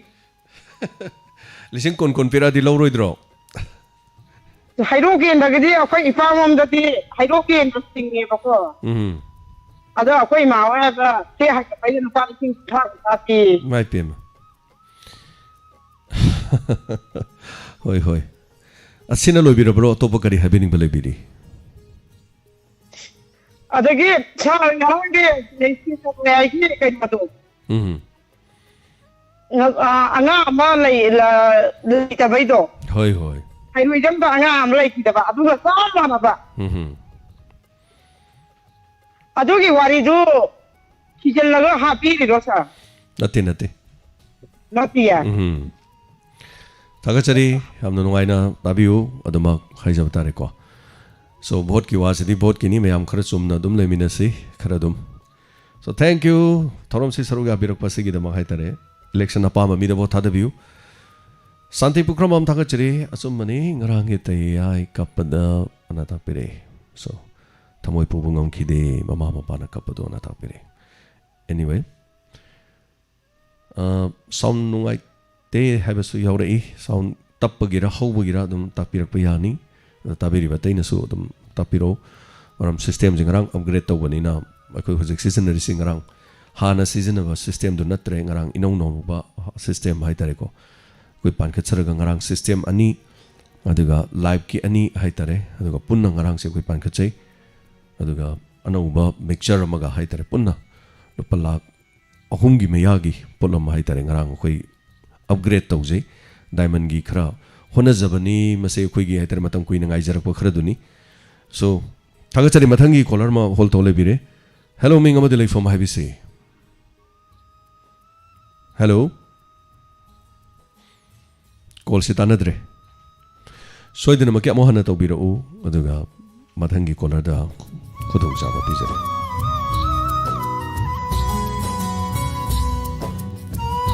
Hello ꯃꯤꯡ ꯑꯃꯗꯤ ꯂꯩꯐꯝ ꯍꯥꯏꯕꯤꯁꯤ hello hello ꯑꯩ ꯇꯥꯛꯌꯦꯠ ꯀꯣꯂꯣꯝ ꯂꯩꯀꯥꯏꯗꯒꯤ ꯍꯥꯏꯕꯤꯌꯨ ꯀꯔꯤ ꯍꯥꯏꯕꯤꯅꯤꯡꯉꯤ ꯁꯥꯔ ꯖꯦꯝꯁꯀꯤ ꯋꯥꯔꯤ ꯄꯨꯛꯅꯤꯡꯒꯤ ꯋꯥꯔꯣꯜꯁꯦ ꯁꯔꯨꯛ ꯌꯥꯕ ꯌꯧꯖꯔꯤꯑꯅ ꯍꯥꯏꯅꯤꯡꯕ ꯍꯣꯏ ꯍꯣꯏ ꯌꯥꯝ ꯅꯨꯡꯉꯥꯏꯖꯩ ꯁꯤꯇꯪ ꯍꯥꯏꯖꯔꯒ ꯊꯝꯃꯒꯦ ꯑꯣꯀꯦ ꯃꯊꯪꯒꯤ ꯀꯣꯂꯔꯗ ꯈꯨꯗꯣꯡꯆꯥꯕ ꯄꯤꯖꯔꯤ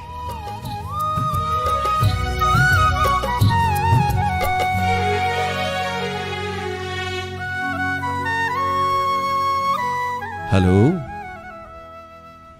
Hello. Minga lay fonga habisi. Shakespeare. Shakespeare call si make sing dre amna. Make sing. Network nu aitaba mali tabi bra. Tasing bai disi level lagi je 1170 feet wang level jaga amde call tong sarak ba. Yare hojik ti senge. Make sing ka. Hojik si karai dono hojik le biri se. Taja jaya tasing hajar ganda koi Manipur gi wena ko ai je masi Manipur macha ma oina ikuta sum service ki tasing na kulai paira ga haitare ne ima leba kanna ba ne le jaru bang asi jai je tasing na kulai thadu ga Manipur da lakning ba ma matang ga yauri ba to lak pa ya da condition ama da silai tasing na Manipur da hojik thoi je tasing na yamna nungsi je ima leba tu bo Pagi ngarang handa su thui ba thodok 26 January gi Republic Day da mayamna nungai na pangthok pi ba dagi nungai ta ba kangbu mu su yauri tasing na ga di si gudi ma to hraga koi taibang mi ba je ji ba Manipur da leiba pradham yam ja siamna pangi se kari noi gyalam ta de to si ko kari habiu hang jari gyalam ta ja siamna pang ba chi bu akhoi ji bu maitai moi na traga taibang mi bi da pu ba punsi ja ai kari no gyalam ta ja ado kari no ngai bidri je khoi ju khangan birati am ngai ni adomna Shakespeare no ngai tri je kari maram do no ngai bidri je na singba siamna pang ba ji bu sumai na sothara ga dum lei ba kayam ko lei doi no ba khoi ji bu ngasi aina haijari ba je diamond radio ma da ai taseng thawai ji bu ka chage ba ai taseng ha da Diamond radio tabi miyano haibiyo nungai traga di nungai tena siamna pangba khoi maitai moi na ngasi ai khonjel ama Manipur da sandopi siamna khoi chothana hingba da siamna pangba ai thawai da gi tasena kai haido ai ka ado sir Shakespeare na nungai bitri du maram du de khoi di khangjadre maram du amtang haibi radi am nungai ni na ga sini da yamba James na khangbi dai tasena yamba na mayam gi lusing pure lama oi bagi khangbiram da di ai haido pangam da di ai Karigino siya ton hingdoi jibu lakadaba election day da hujing ma ate election ki tokro akoina khanba haije ai sama senada mipan tangchano ba ai lani mo oisano ba mi siana kana punchi ton hingdoi jibu karino ba ai gyalam ta ne ado mayamna tolen khanbiri se kari thodok no thodok tum da habiu example bijara ke ba mayamna ai je sudana nomdana hingdra ding amro haiba wakhalam khali ba si karino ba sur nombio ngasi yamana jodum haibi lupa ma tana hona biona lupa ma tan bangam dra mi sakna kramai nai mi kha pon dana hingdoino ba sigi punsi jine ba ina haije jinga ai diamond radio gi mi pong adum taja yado ai tasena call ta wuju toya to ba ngamme amadi ngamde haibagi natana taja de am taja yado ai na haijan nga sengna sigi wafam je akoi mi kha polarji mikha pon na hinge hadi aina ngamjaba matam je am value je time gi matam je value je am lauraga karmaya season haraga kanu taw sige haje akoi mikha pon na hingji ge je tagachari am akoi tang hona bina je sina taraga di upai sunga le ro dum mikha pon laga dum hingani mi gi mateng yaudраga di adum hingdana main taw leibang adum oigani sin tang ai haje ge tagachari Shakespeare sina tana ai pon thawai de gi pon thank you thank you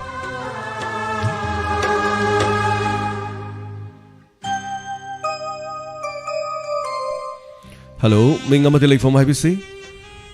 Sar ngasidi Ming amadi leifam hajar roige. Handa akogi election gi matang da viral oirakiba. Akoi wangjing ten thak kendra gi langthawal hariba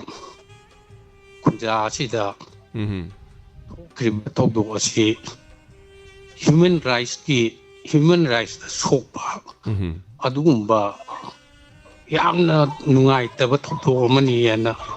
ai ahan mada thamjaningi masi akogi human rights ki thau pubiri basingna masi yengchin biraga masi karai phauba akogi danji piba yabage haibadu yengchilan janingi sir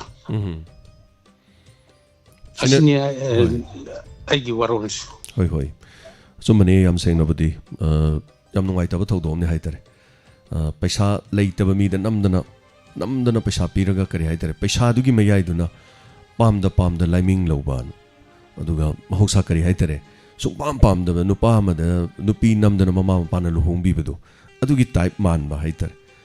Supna tangi lupa lising anigi dama kuru kundharaga laimai da tawraga tawhalliba thabak tu madu tawhairibra haiba wafamni bote apamba tamda nu pigo aduga paisa pige harasu matawgi harasu piraga khomba moi ama tawdo paisa pibas election commission of India ni yadeba ECI ni yadaba mani madugi proof to phajana puthokpa ngamaba aduga phajana madugi kano do court puthok ngamadi vote lepiba mi dunuga piram taragadi ma masama pu disqualify oidoineba tawbadi hauzik harakatu aidi khangde harakani candidate na di maramdi kaino haiganda aigi ayaba yaude ai khangde mafamduda ai leirubro harakani magi budi setnan thokini but adubu masa yam bajadabani si malem da leiriba mi khudi mona nungai roi masi thabak sidi aduga thank you so much ojana habira phudu si mi thamoi loi songnai khoi gi wangjing da tha kendra gi wanati atopa kendra gi mi na boi khoi da hangak da ikai jabam yawe haitare khoi ju thabak tawram si tawjari ni media person mo oina leijari ni kadai da kari tawi kadai da wana lei kadai da kari tawba na khoi su nonga den mi tapok se khoi thobalomgi leiriba mayam se tawri samaina khoi gi su thobal da leijabani na haitare manipur gi leiriba press media sing chinaw hallaman loi kalik mayam oja guru mayam sa khoi loi pulle haitare noi ada tawri du kari no hanga ku mai je thangat ngamde haitare kari no tawri du bon da sigumba se amna mayam na haitare madu yaningi haiba mi yorom dong mande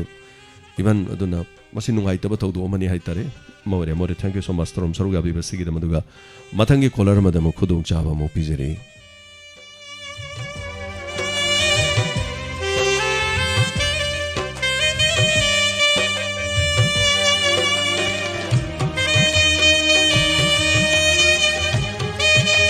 Roma Sini Chanu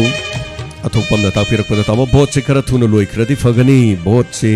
seliba worker sing over the mid na basu yaure party amana karasu imung manung machet taba yauna re hadana takpir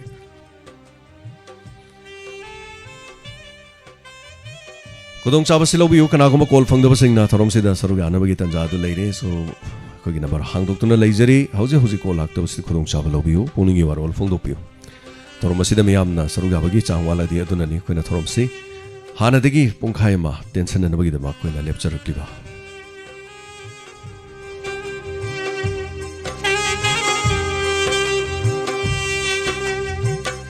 Hello, Ming amadi leifam habisi Hello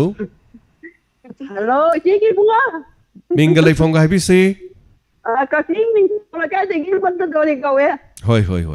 Habiu, kari habi ningi, kari wafam thambi ningi. I don't know. Ibu ko na batik di kam kang ba. Aga. No man again. Thank you. Thagachari. Thorom saruga biba tabiu nungai biu. Se koina nungai ba harau jabado madudi hen balaiti ai tare ni ko.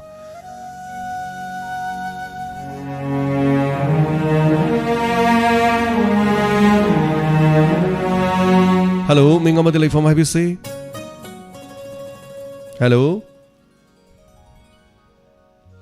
Hello,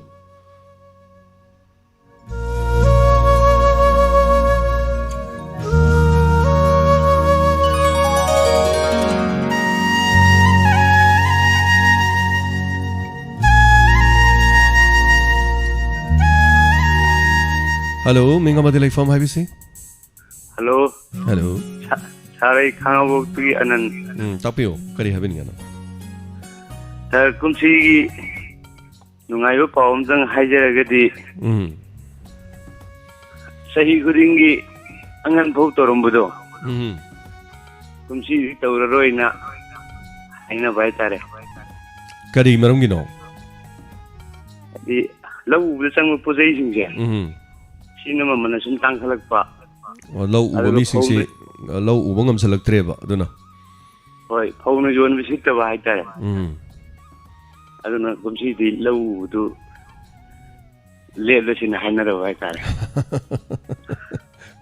Yam nungai taba thamoi song ngai ba wani hai tare adubu. Adum hoi lomi sing na thengna ri ba wa ba mayam du matang da hai tare. Stegi mo khara lerga Jun July lakpa dai di lau gi mong lani nong mong tara roi ising mong leira roi wa nei sing mong khalani lau mu urani har mong phangaroi har du black tong phangani adu sama machet pirani adagi mong ningtham lorok lani ningtham lorok tu har phang de den hojik so lomi me am di kok tu khut hamna re haijari ba thaga chare anan takpirak pa wa phom segi dam manung gi artha leina habirak pa haitare leipa ka madalam dam amada lomi chawkhatna kai dam we chawkhat sungong ngamoi lomi gi growth hela matung da masagi economic se dum economy is in hen la ka da bane yamna khangbira wa pham si di kanana suri gi kanana sudagi kari gi sudri no kari gi no haibu du so haitare so hello minga madi lai from IBC sarai musi sorkaibam president lewani sar tapi je bajo puni waram de dum tai dubu samaj de thuiba koi gi nuksina da basic kari maram de gi tholei bano haibi gi maram kaya sine nuksina da bai maram oirei bine masi gi maram da koi gi khulak da dukan phammi ba mayam je diamond gi koi gi pukning Warol diamond gi program ta ba mayam du leiram mani mi na haine koi gi khulak da dukan phamba budi impan da upu dukan lama phamba na hena pai impan gi upu dukan da di sotna di hai aduna adum leikai da sona bai thabak si adumuk tawi tawbutadi dukan ayamba koi phammi basi baki koi tawna base masi aina dukan phamme sarjem ne short khre ain ichan bado sarjem lai hairi mini choi to hon biramo adu gi system je chana daba maramaduna koi khulak lerakta dukan je indong yam pham khre adu aina sum yengmada dukan khuding makta yetna daba je chungyaw yawde hafta khudingi adai thakai khudingi aidi nan singam maduni ada tor yam khanaba adu hon leiba masi ju nungsina dabagi achoba taral lama oi maramaduna akoigi leikha akoigi de book ama leibani natasu leikha du da ma na solami du tang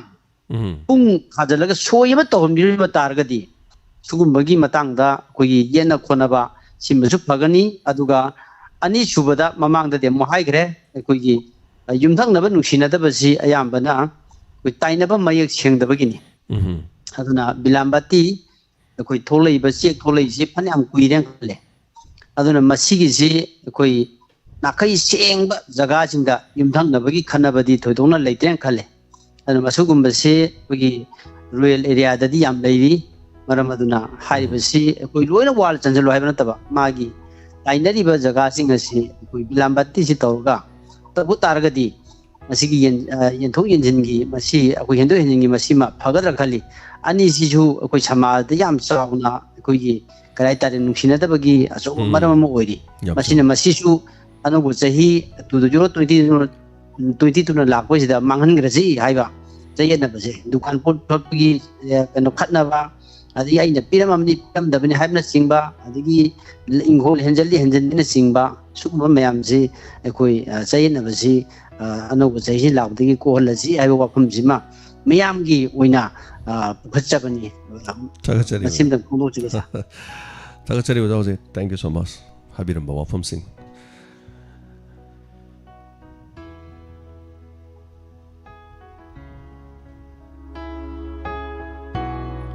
ꯃꯊꯪꯒꯤ ꯀꯣꯂꯔꯗ ꯈꯨꯗꯣꯡꯆꯥꯕ ꯄꯤꯖꯔꯤ ꯁꯔꯨꯛ ꯌꯥꯕꯤꯌꯨ ꯐꯣꯡꯗꯣꯛꯄꯤꯌꯨ ꯑꯗꯣꯝꯒꯤ ꯄꯨꯛꯅꯤꯡꯒꯤ ꯋꯥꯔꯣꯜ hello ꯃꯤꯡ ꯑꯃꯗꯤ ꯂꯩꯐꯝ ꯍꯥꯏꯕꯤꯁꯤ hello good afternoon sir good afternoon ꯃꯤꯡꯒ ꯂꯩꯐꯝꯒ ꯈꯪꯖꯒꯦ ꯑꯩ ꯀꯩꯅꯣ ꯏꯔꯤꯡꯕꯟ ꯃꯈꯥ ꯂꯩꯀꯥꯏꯗꯒꯤ ꯑꯦꯜ ꯁꯔꯠ ꯁꯤꯡ ꯔꯤꯇꯥꯌꯔꯃꯦꯟ CRPF ꯇꯥꯛꯄꯤꯌꯨ ꯁꯔꯒꯤ ꯄ꯭ꯔꯣꯒ꯭ꯔꯥꯝ ꯈꯨꯗꯤꯡꯃꯛ ꯑꯗꯨꯛꯀꯤ ꯃꯇꯤꯛ ꯅꯨꯡꯉꯥꯏꯖꯩ ꯄꯨꯝꯅꯃꯛꯀꯤ ꯑꯋꯥ ꯑꯅꯥ ꯄꯨꯝꯅꯃꯛ ꯑꯩꯈꯣꯏ ꯃꯌꯦꯛ ꯁꯦꯡꯅ ꯇꯥꯖꯩ ꯑꯌꯥꯝꯕ ꯃꯇꯝꯗ ꯑꯩ ꯐꯥꯔꯃꯤꯡ ꯑꯃꯗ ꯑꯗꯨꯝ ꯂꯩꯖꯔꯒ ꯑꯗꯨꯝ ꯇꯥꯖꯕ ꯅꯨꯡꯉꯥꯏꯖꯕ ꯑꯩꯅꯁꯨ ꯑꯋꯥ ꯑꯅꯥ ꯃꯌꯥꯝ ꯑꯁꯤꯒꯤ ꯗꯣꯅꯦꯠꯁꯨ ꯇꯧꯖꯅꯤꯡꯕ ꯇꯧꯔꯤꯕ ꯊꯕꯛꯁꯤꯅ ꯆꯠꯊꯣꯛ ꯆꯠꯁꯤꯟ ꯃꯨꯞꯃꯦꯟꯁꯨ ꯍꯦꯛ ꯉꯝꯗꯕ ꯃꯤꯀꯨꯞ ꯑꯣꯏꯕ ꯑꯗꯨꯒ ꯁꯣꯝꯗꯒꯤ ꯃꯌꯥꯝ ꯑꯃ ꯐꯣꯡꯗꯣꯛꯄꯤꯔꯛꯏꯕ ꯑꯩꯈꯣꯏ ꯏꯃꯥ ꯏꯟꯗꯣꯜ ꯏꯔꯝꯗꯝ ꯑꯁꯤꯒꯤ ꯃꯌꯥꯝ ꯑꯃꯒꯤ ꯄꯨꯛꯅꯤꯡ ꯋꯥꯔꯣꯜ ꯃꯌꯥꯝ ꯐꯣꯡꯗꯣꯛꯄꯤꯔꯛꯄꯁꯤ ꯑꯗꯨꯛꯀꯤ ꯃꯇꯤꯛ ꯅꯨꯡꯉꯥꯏꯅ ꯇꯥꯖꯩ ꯑꯗꯨꯒ ꯀꯩꯁꯨ ꯅꯠꯇꯕ ꯉꯁꯥꯏꯁꯨ ꯍꯧꯖꯤꯛ ꯃꯤꯀꯨꯞ ꯈꯔꯒꯤ ꯃꯃꯥꯡꯗ ꯑꯃ ꯁꯣꯝꯗꯒꯤ ꯏꯅꯥꯎ ꯍꯥꯏꯒꯗ꯭ꯔꯥ ꯑꯣꯖꯥ ꯍꯥꯏꯒꯗ꯭ꯔꯥ ꯉꯥꯡꯉꯤꯕ ꯋꯥꯍꯩ ꯋꯥꯇꯥ ꯃꯐꯝ ꯃꯔꯥꯡ ꯈꯪꯗꯅ ꯀ꯭ꯂꯤꯌꯥꯔꯦꯟꯁ ꯑꯣꯏꯗꯕ ꯑꯗꯨꯃꯁꯨ ꯍꯦꯛ ꯇꯥꯖꯕꯗ ꯅꯨꯡꯉꯥꯏꯃꯟꯗꯕꯒꯤ ꯑꯩꯅ ꯑꯗꯨ ꯍꯦꯛ ꯊꯥꯡꯒꯠꯆꯔꯛꯄ ꯑꯩꯅ ꯐꯣꯡꯗꯣꯛꯆꯔꯤꯕ ꯑꯩꯅ ꯍꯥꯏꯖꯔꯤꯕ ꯄꯨꯝꯅꯃꯛꯁꯦ ꯂꯩꯕꯥꯛ ꯑꯁꯤꯒꯤꯗ ꯅꯠꯇꯅ ꯑꯇꯣꯞꯄ ꯀꯟꯇ꯭ꯔꯤ ꯃꯌꯥꯝꯗ ꯏꯁꯇꯦꯠ ꯃꯌꯥꯝꯗꯁꯨ ꯇꯥꯔꯤꯕꯅꯤ ꯑꯗꯨ ꯑꯗꯨꯝꯕꯁꯨ ꯑꯩ ꯍꯦꯛ ꯐꯣꯡꯗꯣꯛꯆꯅꯤꯡꯕ ꯁꯥꯔ ꯅꯨꯡꯉꯥꯏꯖꯔꯦ ꯑꯩ ꯃꯇꯨꯡꯗ ꯑꯩ ꯍꯥꯟꯅꯁꯨ ꯌꯥꯝꯅ ꯇ꯭ꯔꯥꯏ ꯇꯧꯈꯤ ꯃꯁꯤ ꯂꯥꯏꯕꯛ ꯐꯕꯗꯒꯤ ꯑꯩ ꯄꯥꯝꯖꯩ ꯑꯗꯨ ꯑꯩ ꯐꯣꯜ ꯍꯦꯛ ꯐꯪꯕꯗ ꯊꯥꯒꯠꯆꯔꯤ ꯊꯧꯔꯝ ꯁꯔꯨꯛ ꯌꯥꯕꯤꯕꯁꯤ ꯊꯦꯡꯛ ꯌꯨ ꯁꯣ ꯃꯆ ꯍꯟꯅ ꯊꯥꯒꯠꯆꯔꯤ ꯑꯗꯣꯝꯒꯤ ꯄꯨꯛꯅꯤꯡꯒꯤ ꯋꯥꯔꯣꯜ ꯊꯝꯕꯤꯔꯝꯕ ꯁꯤꯒꯤꯗꯃꯛ ꯍꯜꯂꯣ ꯃꯤꯡꯒ ꯂꯩꯐꯝꯒ ꯇꯥꯛꯄꯤꯁꯤ ꯍꯜꯂꯣ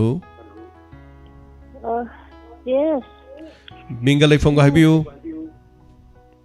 ꯑꯩ ꯍꯩꯔꯣꯛ ꯄꯥꯠꯇꯨꯒꯤꯀꯣ ꯈꯨꯟꯖꯗꯨꯅꯦ ꯀꯔꯤ ꯍꯥꯏꯕꯤꯅꯤꯡꯉꯤ ꯅꯪꯒꯤ ꯋꯥꯔꯤ ꯇꯥꯕꯗ ꯌꯥꯝꯅ ꯅꯨꯡꯁꯤꯕ ꯅꯨꯡꯉꯥꯏꯕ ꯑꯗꯨ ꯅꯪꯒꯤ ꯈꯣꯟꯖꯦꯜꯗꯨ ꯇꯥꯕꯗꯀꯣ ꯌꯥꯝꯅ ꯅꯨꯡꯉꯥꯏꯖꯩꯌే ꯍꯧꯖꯤꯛ ꯏꯁꯥ ꯉꯝꯕꯤꯗꯕ꯭ꯔꯣ ꯑꯩ ꯉꯝꯗꯕꯗꯨ ꯈꯔꯕꯨꯗꯤ ꯐꯔꯦꯕ ꯑꯗꯨꯗ ꯅꯪꯅ ꯉꯥꯡꯕ ꯁꯛꯄꯗꯨ ꯇꯥꯕꯗ ꯌꯥꯝꯅ ꯅꯨꯡꯉꯥꯏꯖꯕ ꯊꯥꯒꯠꯆꯔꯤ ꯑꯗꯨ ꯐꯣꯟ ꯇꯧꯔꯛꯄꯁꯦ ꯏꯁꯥ ꯌꯥꯝꯅ ꯅꯨꯡꯉꯥꯏꯇꯕ ꯃꯥꯜꯂꯤ ꯑꯗꯨꯝ ꯇꯧꯖꯔꯛꯄꯅꯤꯗ ꯊꯥꯒꯠꯆꯔꯤ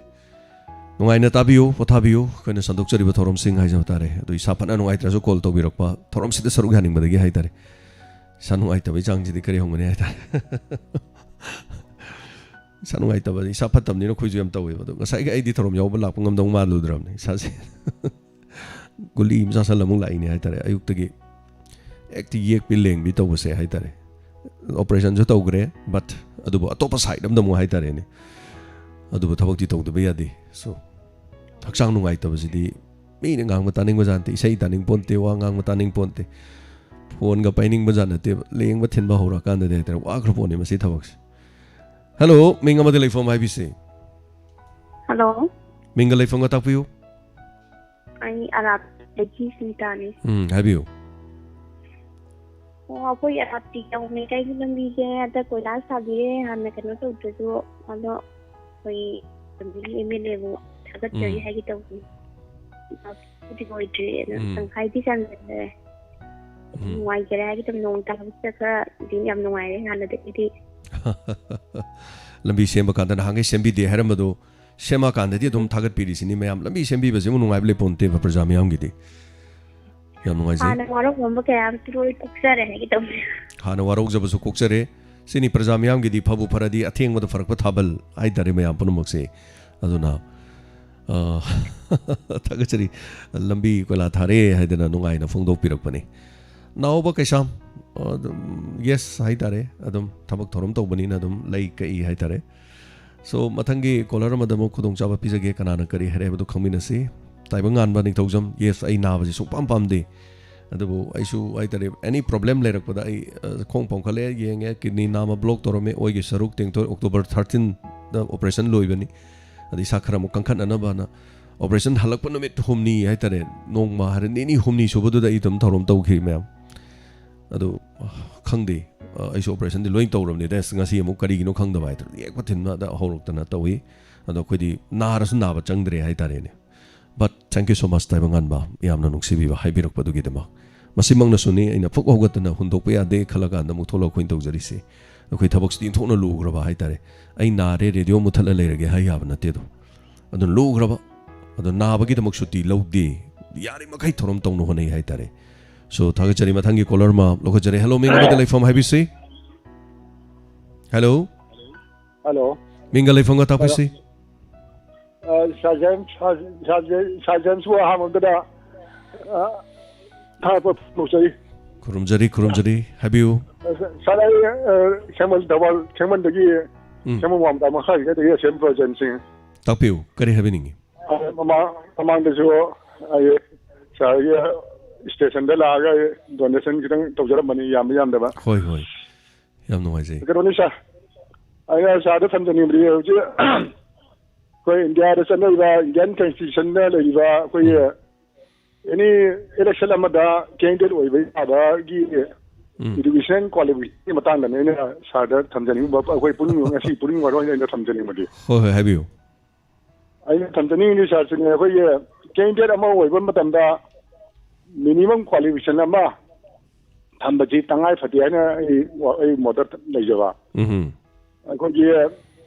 ko parliament gi candidate mo dana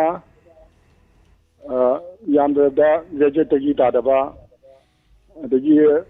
assembly gi candidate mo ba ko general election na ta dana da jo MLA mo na ba candidate le ba da masa se rejet ta da ba da gi jet gi candidate mo ya ga na tep gi han da ba ai padhan अरे member वगैरह ना प्रधान मेट्रिक तगी तादबा अदगी ward member अदगी councillor गुंबा वार्ड मेंबर्स ना मखो जो क्लास 8 तगी 100 तादबा हाइना समा तौना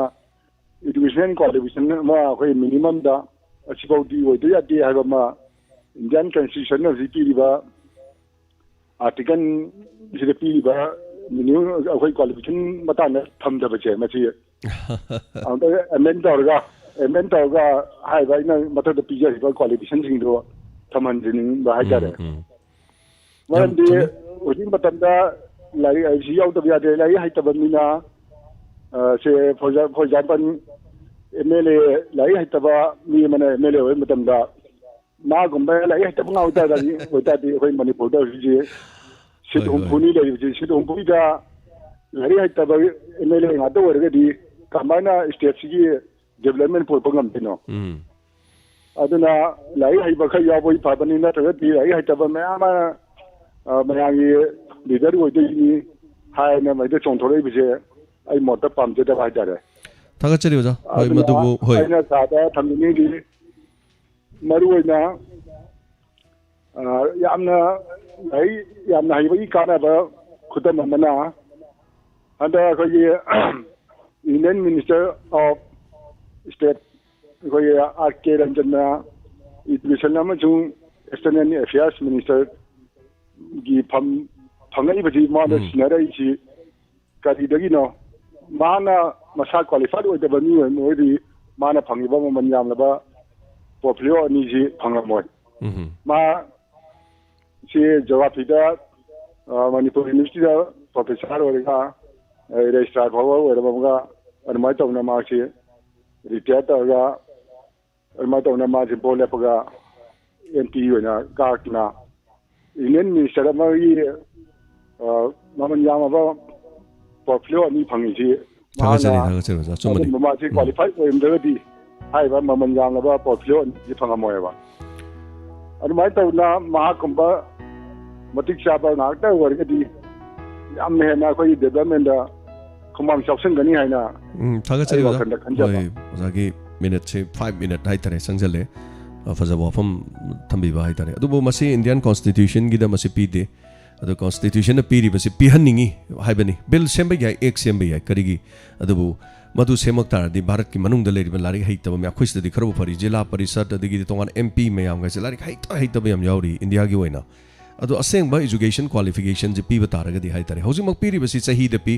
article 173 haitare article india gi leriba Indian Constitution gi article 173 da sumno palli madudi sahi kun manga gi mathak oiradi maduma bhot le payai hadu education gi qualification je masi pallam de adna tangai fadana hai tare jana habi ribising da larik hai bai bisi phadi phai yes loli gi matang sumya madum khange mayam sei wangang mangam na dab da adai atai atai mapan thokor kan da wangang ma da English pareng ngang no honab da century yai hai ba wari ge do leidno Hindi ga ngang pa ji astaba don thongna nungai tab sum yawi khoi gi di luching bani or khoi sidai chat khrini ga chakar ganda hamara Manipur ka to torang ngang ko jidi kari honguni Hindi bau jidi am laina chatlibat khoi gi mi gi hotel phamba mi ade ngang ma cha bong no ngang matam ne Hindi bau mek seng ngang da bagi khot bagi kharasu dum lei pen da ba hai tari yes Hindi or English ngang dam ne di leite Russia gi president Vladimir Putin India da lak English ngang de Russia dum ngang Russian adum ngangi aduga South lomdagi leiriba kangu sing makhoi maron da dungangi makhoi maron da wasai but adubu loan English amadi Hindi ngangbugi wafam natana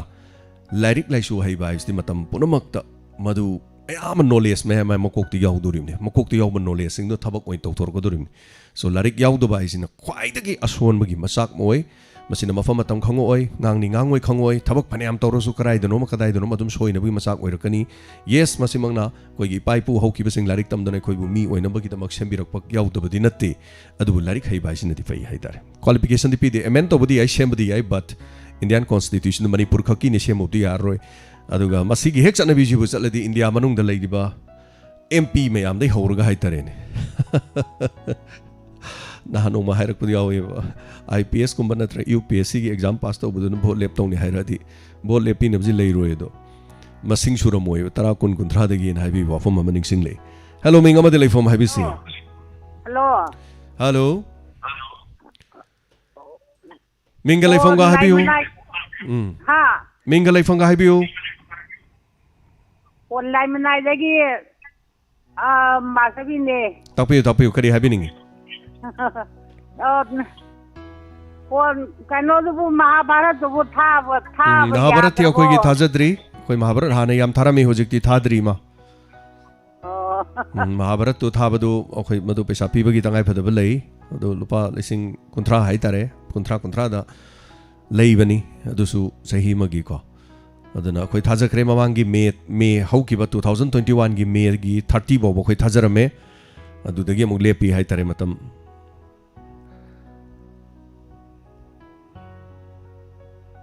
Magi call se su sat khidre hello minga madele from IBC hello sir minga lai from IBC sir ai jung digi Aziz ko habi Aziz kari habi ningi ahan bada diamond staff ki engkal khuding mak pu han mak ta ai sana ikai mun ho tere ada sai wa phum mani dang haning habi matam sat eta lo habi ro heta yare thambi koi gi mamang swana hajang he koi rung wa wa kendri ko lambi se ko senga ra mon te su lambi de accident thok na di asok ana ba mem yaw ba si gi thog gi am to koning de he di mari le le ba singna mung tang koi gi wa ba ga lambi se sembi la ga di tam no ga ni na haina khanje aduga mana la ko de ba 2022 gi election la sida koi gi isa gi maman yam laba bohdar gi hak asibu koi gi paisa candidate sing gi paisa lau da bida free and fair da anti ga lo na boji pangto haningi haje ningi me ke de lupa ma khai khara na koi gi hak sibu mi bo le hello ji aduga lepi ba candidate sing bu su masmaming panbanai dana haidi sahi manga parako matamdana parza leiri asolana leiri habigi nising da bida mama gi bhot matam yara pa kanda भोट पीबीयू हनतगा नुसीबियू हनतगा थंबियू थगतबियू लंबी थोंग सेमजगे लेरा खुलक नुंग थाजगे हाइबो इसी तोबिरगा माना कागिबा हौदगी प्रजासिंगे नुसीबिरगा खोनबिरगा अमतंग ओहनबिरगादि याम नुंगाइजगेने हनिंगबा अदो भोट मतमदे थाना लेगिनी हंगाम नोद लेनी अदुने दाने हाबिसे सेमा वाइ थंबिदबा थगचरी अजीज adobo लोरीदी प्रजासिंग nga chalak tong mande पैसा हजिक येन बदल लौनरी दुनि मैम सोशल मीडिया द उरी दुनि दना पैसा खराबु पिरदी लेबाक तो खुरु गलो खुरुम मजु याय खुरुम जगे लेरिमनि फता होदी द कुमजु कुमगे कुल्लगे न लेरे अदुनि साना इसागी हक खंगत बाइसे कैसु काइबो लेते मान मान अदुम तुमिन भोट की पैसा सिदनी कॉन्स्टिट्यूशन अखोगी तोंगा तोंगा मसेम उपगान द स्माइ स्माइ पेना दब मैम ला इसे अमेंड तो बि दरकार लेगे न हाइसे अदुगा अखोगी सिदे लेरबा केंद्र मदा वोटर लिस्टिंग कुंथ्रा हाइतारे को वोटर लिस्टिंग कुंथ्रा और कुंथ्रा गाजिन खोइ चाउ बोए दिल्ली ददी अदोमना कोई कॉन्स्टिट्यूशन केंद्र अमा हाइतारे केंद्र अमदु यों कांद मी लाख नत्रे मी करोड़ द लेरे अदोरगदी मी से खर यामन बा केंद्र से मसिंग खर कथरगा एमएलए करे कैसे मसिंग खर हंदरगा वोटर से मसिंग यामन बा वोटर जी यामद्रबद लाख करोड़ मक गौद्रसु हाइतारे खोइ स्टेट लाख अनि और अमा मखाइ लेरदी पैसा येन गम ओइ पैसा पने हम पाइरी हरि मी दुसु मी लिसिंग कुंथ्रा ओइ बदगी लिसिंग त्रंगा द येलेने तैदी येन मना तेदना माइ कादो मी पीदो मी दु सांग होले हाइतारे एनीवे मसिगी ट्रेंड से कोई कनानसु अजे सपोर्ट तोरतो मानदे वारी हारिबदुनी सुंगा यारोय चरा हेंदुनु लेरिंगे दे इनाक्त डब्ल्यूटी थममदुना सोपे हाइदो सिन आइने चरा हेंदुनु लेरिंगे चागी हिदाक लेंगमद्रिंगे दु द लेइतमनी लाइरमनी इनाक्तु द लिसिंग अनि दो फट चोंग लेरे से ना वासा चोंगमनी न लेइतमनी न गदोनी लौरोने कोइनो मो हाइजनिंगिना चही मगी अदोंगी लाकदोरिबा लोकल डेवलपमेंट एरिया फंड की लाकदोरिबा चही मंगा की लुपा करोड़ तरादो मधु पैसा दो अदोम दो ये सीजनर डेवलपमेंट दो तौर तारदी कई तौदगे है वाफम से लौसन बीरो तौबीरो पैसा पीरपुदी माहन बीरो लौसन बीरो भोट अपामद थादबीओ अचुम्बद तौबीरो सिनी यादे है मैम खंगनबम चंगे नखोई प्रजा मैम से लोन पैसा लोई लेग्रमनी है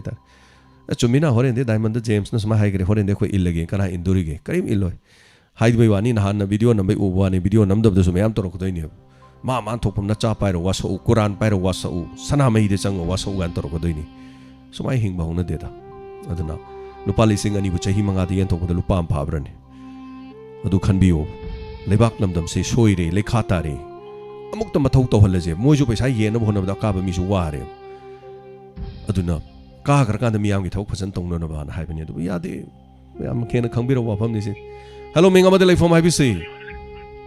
हेलो हाबियो करी वाफम हाबिनिंगे करी तंबिनिंगे मैम हाबियो सागी पुंगी वारोनजे अखोई पुंगी वारोनजे अदुम छंदोकोजे पामदेबा माना अदु सारोना मतम टेंशनगने हाबिजे याम नुंगाइजते अदगी अखोइना फोन हालिते तौबुसु होय तौदी तौनिंगे अदु अता मीनादी अस नंगी अतोजेना नोंगनेयबा मानी अखोइना इकाइजबा हाइतारे याम चुमे याम तोइना तौबसिसु मीना दुम हाइरे खरा अदुम लेपगा मरम रक्ता तोरपा हप्ता अमुक्ता तोरपसे अदु मयाम सुम यामक्तरगदी सुम सरुग याबदा योरक्तरगदी खनि गायरगा मयाम फोन लाक्नमने न मिनिट अमनि गाय लेबदो अदुसु फजदबा अदुना तंगाइ फदना पुंग अमगी मतमदा और पुंखाय अमगी मतमदा तौखरगदी याम टाइट ओइना प्रोग्राम दसु मोंग तारकदोबा हाइतारे अदुगिनी खोइना होनजरपसे अदु मयामगी अदुम सरुग याबै मखा पोले अदुम येंगजकीगे मतम खरा याद्रगदी अदुगा अदुगुम मोंगमदा हाइतारे हाबियो साके युंदनतका हाबियो अंदगी तयाइजे तयाइजे अदुम अमना फंगे तयाइ त भागति लुहोंगा त सा यारी गैदी होंबी गना होंगदी वारी लोरे वारी लेत्रे हाइतारे पखंग साबा कोई सही खक्तंग आइरी अइना थबक तोब सही खक्तंग आइरी द कइनो लोंग हाइदबो न सम हाइबनि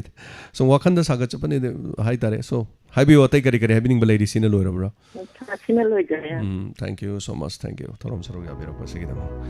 मथंगी कोलर मदम खुदोंग चावा पिजरी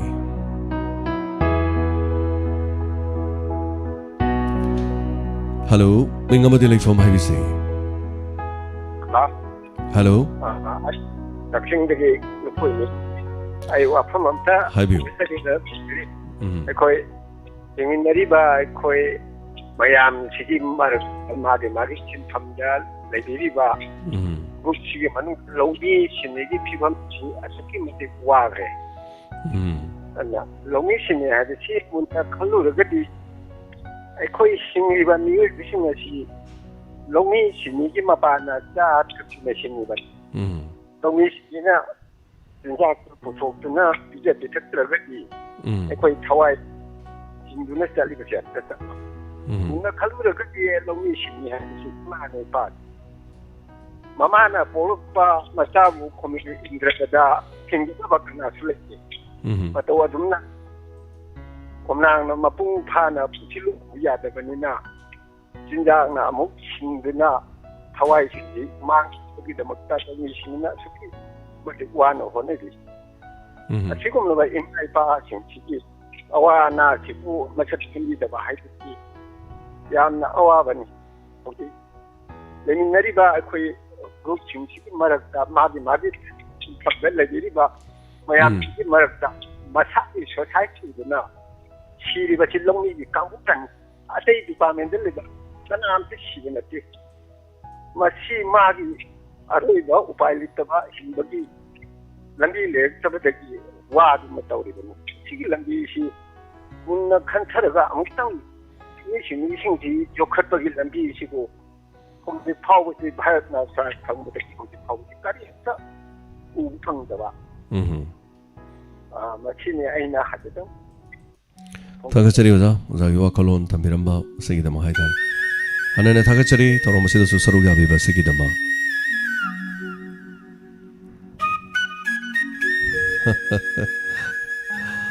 ꯌꯥꯝꯕꯦꯝ ꯔꯕꯤ ꯀꯨꯃꯥꯔ ꯄ꯭ꯔꯁꯤꯗꯦꯟ ꯔꯨꯜꯅꯕꯨ ꯍꯦꯟꯅ ꯐꯔꯦꯗ ꯇꯥꯛꯄꯤꯔꯤ ꯍꯜꯂꯣ ꯃꯤꯡ ꯑꯃꯗꯤ ꯂꯩꯐꯝ ꯍꯥꯏꯕꯤꯁꯤ ꯍꯜꯂꯣ ꯍꯜꯂꯣ ꯐꯣꯟ ꯇꯧꯖꯔꯛꯂꯤꯕ ꯑꯩ ꯑꯣꯏꯅꯥꯝ ꯁꯒꯣꯜꯇꯣꯡꯕ ꯃꯌꯥꯏ ꯂꯩꯀꯥꯏꯗꯒꯤ ꯑꯣꯏꯅꯥꯝ ꯄꯨꯔꯅꯤꯃꯥ ꯗꯦꯕꯤ ꯇꯥꯛꯄꯤꯌꯨ ꯀꯔꯤ ꯍꯥꯏꯕꯤꯅꯤꯡꯉꯤ ꯁꯥꯔ ꯍꯣꯏꯒꯤ ꯄꯨꯛꯅꯤꯡꯒꯤ ꯋꯥꯔꯣꯜꯗ ꯅꯍꯥꯟ ꯗꯦꯠ 24ꯗ ꯑꯣꯏꯔ ꯃꯥꯜꯂꯦ ꯀꯣꯟꯊꯧꯖꯝ ꯀꯦꯟꯗ꯭ꯔꯒꯤ ꯑꯦꯛꯁ ꯑꯦꯝ ꯑꯦꯜ ꯑꯦ ꯁꯔꯠ ꯎꯅꯈꯤꯕꯗꯣ ꯁꯥꯔ ꯑꯗꯨꯁꯨ ꯁꯥꯔ ꯑꯗꯨꯗꯤ ꯑꯩꯈꯣꯏ ꯎꯅꯗꯤ ꯑꯩꯈꯣꯏ ꯑꯇꯣꯞꯄꯒꯤ ꯑꯣꯏꯔꯝꯒꯅꯤ ꯄꯨꯛꯅꯤꯡꯒꯤ ꯋꯥꯔꯣꯜꯅ ꯊꯥꯕꯒꯨꯝ ꯇꯧꯕ ꯑꯩꯅ ꯑꯗꯨ ꯑꯩꯈꯣꯏ ꯅꯠꯇꯦ ꯍꯣꯏ ꯑꯇꯣꯞꯄꯒꯤꯅꯤ ꯁꯨꯝ ꯍꯥꯏꯕꯤꯌꯨ ꯑꯩꯁꯦ ꯀꯩꯅꯣ ꯇꯧꯕ ꯂꯥꯏꯐꯇꯗꯤ ꯇꯥꯍꯧꯗ꯭ꯔꯕ ꯑꯗꯨꯒ ꯑꯩꯁꯦ ꯁꯥꯔ ꯀꯩꯅꯣ ꯀꯣꯚꯤꯗ ꯄꯣꯖꯤꯇꯤꯚ ꯑꯣꯏꯗꯅ ꯍꯣꯁꯄꯤꯇꯥꯂꯥꯏꯁ ꯇꯧꯔꯨꯕ ꯑꯗꯨ ꯉꯔꯥꯡ ꯗꯤꯁꯆꯥꯔꯖ ꯇꯧꯔꯛꯇꯕ ꯉꯥꯏꯔꯤꯕ ꯑꯗꯨ ꯂꯥꯏꯐꯇꯗꯤ ꯇꯥꯍꯧꯗ꯭ꯔꯕ ꯑꯗꯨꯒꯤ ꯍꯥꯏꯖꯒꯦꯅ ꯇꯧꯖꯔꯛꯄꯅꯦ ꯀꯩꯁꯨ ꯀꯥꯏꯗꯦ ꯀꯩꯅꯣ ꯇꯧꯕꯤꯕ꯭ꯔꯣ ꯑꯣꯛꯁꯤꯖꯦꯟꯒ ꯁꯤꯖꯤꯟꯅꯔꯒ ꯍꯣꯁꯄꯤꯇꯥꯜꯗ ꯈꯔ ꯂꯨꯅ ꯂꯩꯕꯤꯔꯨꯕ꯭ꯔꯣ ꯀꯃꯥꯏꯅ ꯇꯧꯒꯦ ꯍꯣꯁꯄꯤꯇꯥꯜꯗ ꯀꯩꯅꯣ ꯑꯣꯛꯁꯤꯖꯦꯟꯗꯤ ꯍꯥꯞꯇ꯭ꯔꯦ ꯑꯩ ꯊꯕꯥꯛꯁꯨ ꯅꯥꯕ ꯑꯗꯩ ꯂꯣꯛ ꯌꯥꯝ ꯀꯟꯅ ꯈꯨꯕ ꯐꯤꯚꯔꯁꯨ ꯇꯧꯕ ꯑꯗꯩ ꯏꯆꯥ ꯅꯨꯄꯥꯁꯨ ꯆꯞ ꯃꯥꯟꯅꯕ ꯂꯥꯏꯑꯣꯡꯗꯤ ꯁꯨꯝ ꯇꯧꯔꯛꯄꯗꯨꯗ ꯇꯦꯁ ꯇꯧꯔꯀꯥꯟꯗ ꯀꯣꯚꯤꯗ ꯄꯣꯖꯤꯇꯤꯚ ꯑꯣꯏꯔꯦ ꯍꯥꯏꯔꯦ ꯑꯗꯩ ꯀꯩꯅꯣ ꯇꯧꯋꯦ ꯍꯧꯖꯤꯛꯁꯦ ꯏꯁꯥꯁꯦ ꯌꯥꯝ ꯍꯥꯏꯕꯗꯧꯅ ꯇꯧꯋꯦ ꯑꯗ ꯃꯃꯥꯡꯒꯤ ꯇꯥꯡ ꯐꯥꯔꯁ ꯗꯦ ꯅꯨꯃꯤꯠꯇ ꯇꯦꯁ ꯇꯧꯕꯅꯦ ꯅꯥꯕꯗꯤ ꯅꯨꯃꯤꯠ ꯑꯗꯨꯒꯤ ꯃꯃꯥꯡꯗꯒꯤ ꯅꯥꯔꯕ ꯍꯧꯖꯤꯛꯄꯨ ꯅꯦꯒꯦꯇꯤꯚ ꯑꯣꯏꯔꯕ꯭ꯔꯣ ꯇꯦꯁ ꯇꯧꯕꯗ ꯍꯧꯖꯤꯛꯇꯤ ꯅꯦꯒꯦꯇꯤꯚ ꯑꯣꯏꯔꯦ ꯉꯔꯥꯡ ꯗꯤꯁꯆꯥꯔꯖ ꯇꯧꯔꯛꯑꯦ ꯌꯥꯝ ꯐꯔꯦ ꯑꯗꯨ ꯁꯨꯃꯥꯏꯅ ꯇꯧꯕꯤꯌꯨ ꯑꯗꯣꯝ ꯉꯔꯥꯡ ꯑꯥꯗꯩꯗ ꯗꯤꯁꯆꯥꯔꯖ ꯇꯧꯐꯝꯗ ꯁꯤꯖꯤꯟꯅꯕ ꯕ꯭ꯔꯁꯇꯨ ꯑꯗꯨꯝ ꯍꯨꯟꯗꯣꯛꯄꯤꯔꯝꯕ꯭ꯔꯣ ꯑꯗꯨꯝ ꯄꯨꯕꯤꯔꯛꯄ꯭ꯔꯣ ꯄꯨꯔꯛꯑꯒ ꯌꯨꯝꯗ ꯍꯨꯟꯗꯣꯛꯆꯔꯦ ꯕ꯭ꯔꯁꯇꯨ ꯁꯤꯖꯤꯟꯅꯕꯤꯔꯨꯔꯅꯨ ꯑꯗꯨꯒ ꯑꯗꯣꯝꯒꯤ ꯕ꯭ꯔꯁꯇꯨ ꯇꯣꯉꯥꯟꯅ ꯁꯤꯖꯤꯟꯅꯔꯒ ꯕ꯭ꯔꯁ ꯊꯝꯐꯝꯗꯨ ꯇꯣꯉꯥꯟꯅ ꯊꯝꯕꯤꯌꯨ ꯏꯆꯥ ꯏꯁꯨꯁꯤꯡꯒ ꯑꯩꯈꯣꯏꯒꯤ ꯕ꯭ꯔꯁ ꯄꯨꯂꯞ ꯍꯥꯞꯄꯁꯦ ꯕ꯭ꯔꯁꯇꯨ ꯃꯥꯒꯤ ꯅꯥꯀꯟ ꯅꯥꯀꯟꯗ ꯑꯩꯈꯣꯏ ꯕ꯭ꯔꯁ ꯌꯨꯡꯐꯝ ꯏꯃꯨꯡꯗꯒ ꯊꯦꯠꯂꯒ ꯊꯝꯕꯗꯣ ꯃꯗꯨꯒꯤ ꯃꯔꯛꯇꯨꯗ ꯏꯁꯥꯒꯤ ꯕ꯭ꯔꯁꯇꯨ ꯃꯌꯥꯝꯒ ꯄꯨꯟꯁꯟꯅꯕꯤꯔꯨꯅꯨ ꯇꯣꯉꯥꯟꯅ ꯊꯝꯕꯤꯌꯨ ꯑꯗꯨꯒ ꯏꯁꯥꯅ ꯑꯥꯗꯩꯗ ꯂꯩꯔꯤꯉꯩꯗ ꯅꯥꯔꯤꯉꯩꯗ ꯁꯤꯖꯤꯟꯅꯕ ꯕ꯭ꯔꯁꯇꯣ ꯍꯨꯟꯗꯣꯛꯄꯤꯔꯝꯃꯣ ꯌꯥꯔꯤꯉꯩ ꯕ꯭ꯔꯁ ꯈꯔ ꯇꯣꯏꯅ ꯁꯤꯟꯕꯤꯌꯨ ꯑꯗꯨꯒ ꯑꯗꯣꯝꯒꯤ ꯁꯤꯖꯤꯟꯅꯕ ꯕ꯭ꯔꯁꯇꯣ ꯑꯗꯣꯝꯒꯤ ꯏꯃꯨꯡꯒꯤ ꯃꯤꯁꯤꯡꯒ ꯄꯨꯟꯅ ꯈꯥꯎ ꯑꯃꯗ ꯊꯝꯕꯤꯒꯅꯨ ꯃꯁꯤ ꯕ꯭ꯔꯁꯁꯤ ꯋꯥꯟ ꯑꯣꯐ ꯗ ꯃꯣꯁ ꯑꯩꯈꯣꯏꯒꯤ ꯂꯥꯟꯅꯕꯒꯤ ꯍꯥꯏꯇꯥꯔꯦ ꯃꯁꯤ ꯃꯆꯥꯛ ꯑꯃ ꯑꯣꯏ ꯕ꯭ꯔꯁꯇꯤ ꯌꯥꯝ ꯍꯣꯡꯈꯤꯗꯅ ꯂꯨꯄꯥ 10 ꯄꯤꯕ 10 ꯄꯤꯕ ꯃꯌꯥꯝ ꯂꯩꯕꯅꯤꯅ ꯑꯗꯨ ꯈꯔ ꯇꯣꯉꯥꯟꯅ ꯁꯤꯖꯤꯟꯅꯕꯤꯌꯨ ꯕ꯭ꯔꯁꯇꯨꯃ ꯌꯥꯔꯤꯉꯩ ꯄꯨꯟꯁꯟꯅꯕꯤꯒꯅꯨ ꯃꯌꯥꯝꯒ ꯑꯗꯨꯒ ꯑꯇꯣꯞꯄ ꯐꯤꯔꯣꯟ ꯀꯔꯤ ꯆꯥꯔꯣꯟꯖꯣ ꯑꯗꯨꯕꯨꯗꯤ ꯃꯌꯥꯝꯅ ꯍꯦꯟꯅ ꯂꯣꯏ ꯈꯪꯉꯦ ꯁꯤꯕꯨꯗꯤ ꯆꯦꯛꯁꯟꯕꯩ ಚಾಂಗ್ꯗꯣ ꯑꯗꯨꯒ ꯑꯇꯩ ꯏꯃꯨꯡꯒꯤ ꯃꯤꯗ ꯂꯧꯅꯕꯁꯦ ꯕ꯭ꯔꯁꯁꯤ ꯌꯥꯝ ꯊꯥꯖꯗꯅ ꯌꯥꯝ ꯂꯧꯅꯩꯌꯦꯕ ꯀꯣꯚꯤꯗ ꯅꯥꯕꯗꯤ ꯐꯔꯦ ꯍꯥꯏꯔꯒ ꯍꯣꯁꯄꯤꯇꯥꯜꯗ ꯃꯥꯅ ꯀꯣꯚꯤꯗ ꯅꯥꯔꯤꯉꯩꯗ ꯁꯤꯖꯤꯟꯅꯈꯤꯕ ꯕ꯭ꯔꯁꯇꯣ ꯌꯨꯝꯗ ꯑꯗꯨꯝ ꯄꯨꯔ ꯂꯥꯛꯑꯦꯕ brush tu na chotlaga leibanina moisture yawbanina adu manungda virus tu yawbudu hingaga leiba ngammeba adoragadi akhoi imung manungda pulap brush macai du thingjallaga akhoi di pulap thamneidana season aba ayukta chinya sengbe brush pulap thaminabane badum kanagum de imung manung dagi haitare tap tap paraga dum ama hana leram amai ni ga khangda bi pulap pulap seng bu su yawe masi yaring gai to biroi damni yari ya khong da mahik tu pa aga leibani na brush tu dagi adongi imung gi mising de sandong no bagi achoba macha ma oeba adom no hundok pire na takpi bani na adu yam pare adugi matang do haijau tare aduga kari kari chithaba leibiri habining ba sina loibirabra sar aina ha pukning gi waron hana thagum kanba madhuma hoi hoi koina chadre politics political haitare aduguma mim tai unajade sidaida khodi radio so oijabani na haitare ko madu tai tai mayam channel sing no unaba mayam leibani unabagi di loi unaningi aduga बहुत लेपी ma'am से अमम तो उनरग मनिंग ममांग हाइतरे अपाम palm the ma'am केंद्र दुगी ma'am की वखलोन ma'am खंग खांदा यामना हंगनिंगी यामना को अदे करीब करीब प्लान तौदुइनो कैदौदुइनो गाय याम हंगनिंगी रेडियो ओइबनिना खोइसी यादबा हाइतरे अदुना टीवी की ओइब चैनल अमा हाइतरे को अदुम आई प्लान यम कना तौजरी नै हाइजबदो चैनल से अनि सुरो कनेबा अदुना अनि सुरो मतम दुददी यस अमत मांगहंदना फोकलगा लेबाक सिगी ओइब सिचुएशन अदुगा सिनेरियो तोंगा तोंगान बा होजि ओरिबसिदा खोइ पुथो खनानि नबदो हौजि तेमते यादे खोइनो रेडियो ओइबनिना हाइतरे सो सिदी सोशल मीडिया नि नै खोइना यूट्यूब त लाइव चचबई वानी बट अखोइगी चैनल अमा लाकनबगी ट्रायल ने बा खोइना तौरि सिंगसिन हादगी होनरि सिंगसि सो थागचरी थोरम सरुग याबिरक पसिगी दमक टेंशन जरकांदा अदोम अदोमना करिगुंबा इमुंग मनुंग कोविड नारगा लोसन बय याम लई मसिदी मयाम अदुम खंगबिरंगनी तुमिन तुमिन कोविड नारुरगा लेकाइदा खंगंदबसु मयाम लईबनी अदना खोइ नाबिरिबा मखोइ मखोइदुना नाबी मतमदा मखोइ मखोइना सिजनरिबा ब्रश तो इमुंग मनुंग पुनबिगनु लाब लाबना थंबियु कैदोंगैदा ब्रश इमुंग मनुंगी मीगा अखोइ नुंगसिनरिनि अदुनिना ब्रश तो अममना सेंबिगनो भाइरस ngaktani अखोइगी या मनुंगसे सिदगी समाइना थकना कोलगा दुम थेंग भाइरस ngaktani यावरिजे अदुगा उन्थोंना यांग्रबा चुमनगी मिलियन द नतिको अंथोंना यांग्रजानी अदु सेक्शन बिगदबनी मसे पुनमक्से अदुगा मथंगे कोलम लखोचगे हेलो मिंग अमद लाइफम हाबियु हेलो सर मिंग लाइफम हाबिसि मयांग कॉल हैगुम यांगिदगी अंगोंनि सर तापियो जांगो करे हाबिनिंगी सर आइना अजे निंगोदि सर इलेक्शन मतमिना आइदि इलेक्शन के मरी लेनाबदा खैता थमजरके सर अदमी दि सिदा बिरकनो कोजा तौजरोइदा सर सारा जिने nganguसिबा हाबियो ara kainonida akoigi uji chathariba election gi mawong hida akoigi paisa lauba jenbagi mawong hi masi akoina phana laugana su thingba ngamaroi haijariba yes haibadi lau haina radio channel khabar le tv channel da lau khongna adom madugi ona taina bada hujiksi loina magi kaaba ngamnanabagi shakti honarako matamda karaida tayadi senda eta tareena sensida angambi thadhanare ado masidaina haijena ningbudi sense lobiro tawbadadi sen yamna paire na khanjaba masana ai senjau baibani kaina khallaga ai magi lambado nang aigi tung karai pawba inba ngambagi kaina khanba candidate su kaya am jawriyeba hoi aduga mana matik charabra di nataba mana sen khakang paibadi mana matik chaba aduga ate hiram da di ma di matik u chaba khara wat pa hai tare de sen paida badana matik ti chajaraga sen di yawjedraba adugumba si jengbi reraga amana lising kun pige kunthra pige ha do lokthok piro logde adramina hujikti lowro haibana tano pai leraro aduna lowpiro aduga masagi matik jaba mi hai tare afaba mi khanjai yam luna di thoe adugo afaba mi khanji yebeji hajarge aibadi afaba mi ye afadum farada uni aduna afaba mi khanmadi kharadi luna thoni paisana afaba mi oina tatarak abnina paisada tagreba uji afaba mi je aduna masi lakadoi election di masi yam luba problem am di oire paisa gi oina aduna miyam section biraga angtang di kaino manipuje chakhot maningda katana ba angtang mangin thana na ba hona minabada voter sing pun angtang gyan taminau si ai wafam si masin tang thamjangna tawjerakuni da sa थागचरी ओजांगो मरिक चम वाफम तंबीबा सईदमा हनना थागचरी ओजांगो thank you so much मसिनी election gi hoju ori mo khara sida hai tare aduga kana yo abo iluni hai tare kana na ado khoi gi praja me mai mai apa mani loin tawgi dori se adubu hello minga ma telephone hai bisi hello hello minga telephone ka tapisi Bishanpurdagini oja hello tajari minga telephone ka khangan si mayam da mukta tapiu Bishanpurdagini oja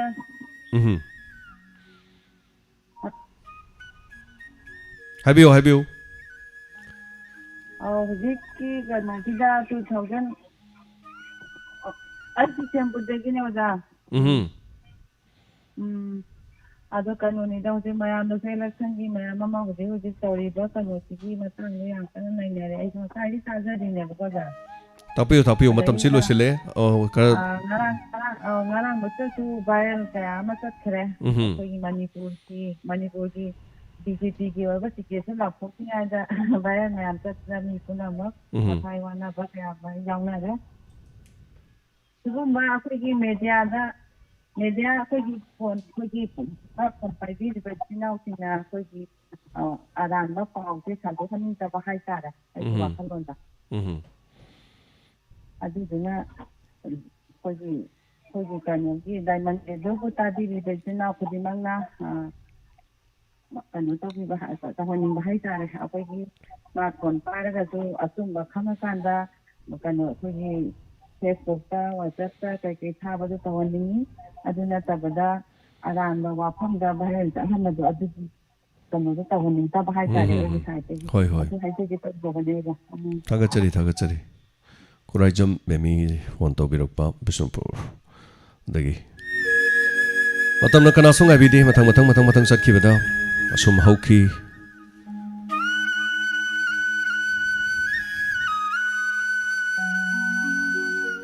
wangjing haitu pokpi dagi halama kana mateng pangnan ba torubadu nahan mayam nasu pesa kapirokpa kharasu yaure pesa yamna di kapakun nati adubu thagachari Asagi damak ta koi sneda salam Delhi da hojik leiri matam magi mateng angamba pangbirei takhel digi taurem promo lupa chani ma pangbirakhi moirang them inau lupa chonga diamond radio da pangbirokpa nongalei jari bondagi aduga jari bondagi nongalei aduga koigi ima haitare ima bema koigi kanoda staff na iba da maming hapiraktre masima bema hairaba lore haibor male koigi ima duga punna nongalega haitare aigi birthday sigi ni haidana policing maso bibire so thank you so much lal siliu palmai lupa changwa awana da mateng pangbiu na tapirakpa soram bilasini yari pop bazar dagi lupa changwa bibirakpa tentha marung bandagi laimujam ombi santi lupa chahum Pibirokpa chaman wangjing imagi oibiu sanina awana taitabda season biu na pibirokpa Nirmala sagol sem lupachani singjamai digi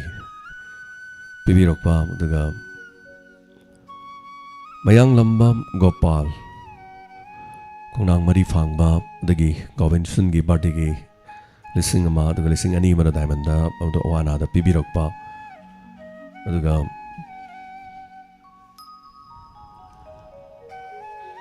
Ima bimola ke kru dagi awana gi mo pangbiu haidan lupa chonga man han kapirak pani duga Suresh Hairok part 1 dagi lupa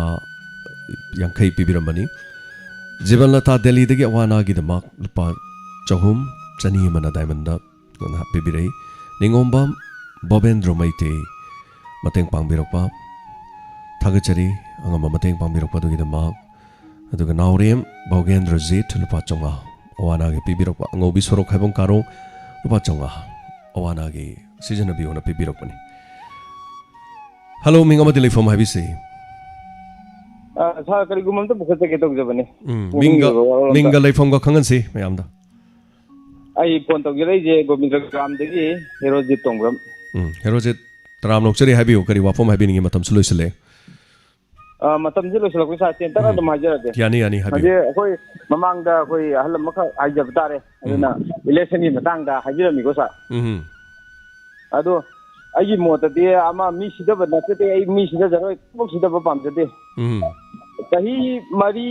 manga sida da yu ada quarter da de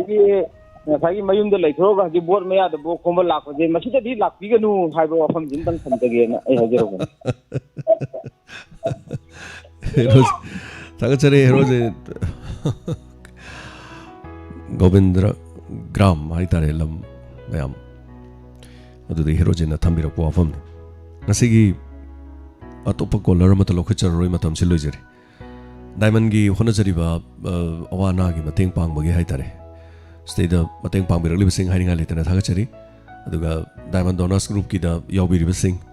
donors group ki show ko yam kanna video amadi photo na ching yam kanna semi miyam da udana ba khoi gi damakta mateng pang biribsing se khoi gi aina waiting hai tare mayam pham waiting set amasu handak ji sajabani mayam la kan da kalen da pham banungai ga da hakchit yamra langwa mafam amasu semjari mafam sida ga photo ga du thelaga mayam da pukchel chawro bangak tani diamond gi leiriba mayam se arak arak photo so hai tare madu aina album photo album am ju semaga thama mayam da yenghanba uhanba hai tare adugum su tawjage na so thagachari mayam punama thorom tabiribasing aduga wangjingi ma maka khai tare madugi sumateng pangbirwa khoi gi mangdo jik tari basi yari poktagi mayam tabire cancer na ba adagi chajing dagi ama aduga kidney gi mayam khangbire nambol dagi hojik lady ba aduga ramanda madi mateng pangbi gi bichal dugi sungam jaba mateng khasi gi hai tare masi handak pangna na ba atu matam dang asi nomni ni pawda khoi khona na ba yam kan hona jari aduga matam punamakta diamond mu support to biribasing hanana thagachari khoi maikedi asigi damakta di matang asida thorom leshin jabai ya balojari thorom sandokcha kibeda henjen kiba soi kiba lan kibe ka yahorobasu tabiribasing na pukchel chawna ngakpiu loina ngasigi anauba tangkak wari anauba maga loina inspector ta ya themna tabiu makha taba thorom sing taminasi miam punamakpu khurumjari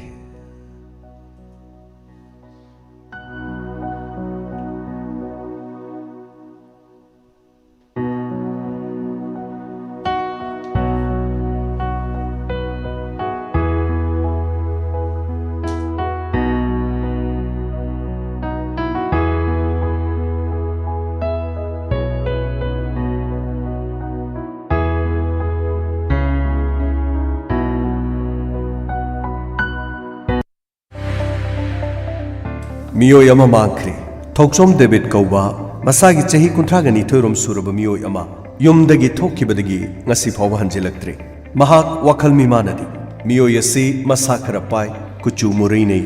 samsang mahak masama pakhangni loinana mahakna yumdagi thokkibada jogging ngaurunaba ama litki phi angangba ama ngaksamda yanki kongrau mureinaba ama setki sendal ama tongki mahak haukiba ningthokaba numit tang kungamari English singani kunithoida yumdagi thokibadagi mahak thiba khangdabani mahak fit mangaga makhairom wangi mahak pu kanagumana thingnabirabadi manak nakpa police station da natraga mahak ki apokpa thokchom Ranjit Nambol Isok mamang singda leiba miyoi asida pau pibiu mobile number 9383073125 amukana 938309073125 natraga Diamond Radio के number दा पाव पिबियु इंखोलमा योंजरी वांजिंग Tekcham लेकाय अमदी S के लेकाय अनि गी लोनबदा point 13 ओइबे इंखोलमा अचिनबा अमदगी थादोक जगदोरी इंखोल गी चेनबा करिगुंबा अमत्त लेते पाम्बीबा मियोय सिंगना पाव फॉबिरो नत्रगा लाक्तुना उनबी दयानंद युमनाम वांजिंग टेक्चम लेकाय mobile number 9863842741 amukahana mobile number 9863842741 lengsin biraksi khapri industries tentha marungban amadi chingthangwa tainaba maphamda leijari yum sanana nabagidama khwaidigi faraba stone dust isingna samdrabasu seasonaba yaraba khwaidigi faraba nikthokpagi mathok tadraba leirakliba khudimak amatta manghandana seasonarba yaraba nung asengbadagi chapkhairiga semba stone dust fangbiragani sel suyamna tingdraba yum sabagi khwaidigi faraba amadi tonga tonganba construction singidamak seasonaba yaraba stone dust khapri industry tentha marungban amadi chingthamga tainabada marang kaina leijani mafam asida domna laktrabasu mobile ta call tobiraklaga ꯑꯗꯣꯝꯒꯤ ꯌꯨꯝ ꯇꯥꯟꯅ ꯊꯤꯟꯅꯕꯒꯤ ꯈꯨꯗꯣꯡꯆꯥꯕꯁꯨ ꯂꯩꯖꯔꯤ mobile number 8837352988 ꯂꯣꯏꯅꯅ 70856444671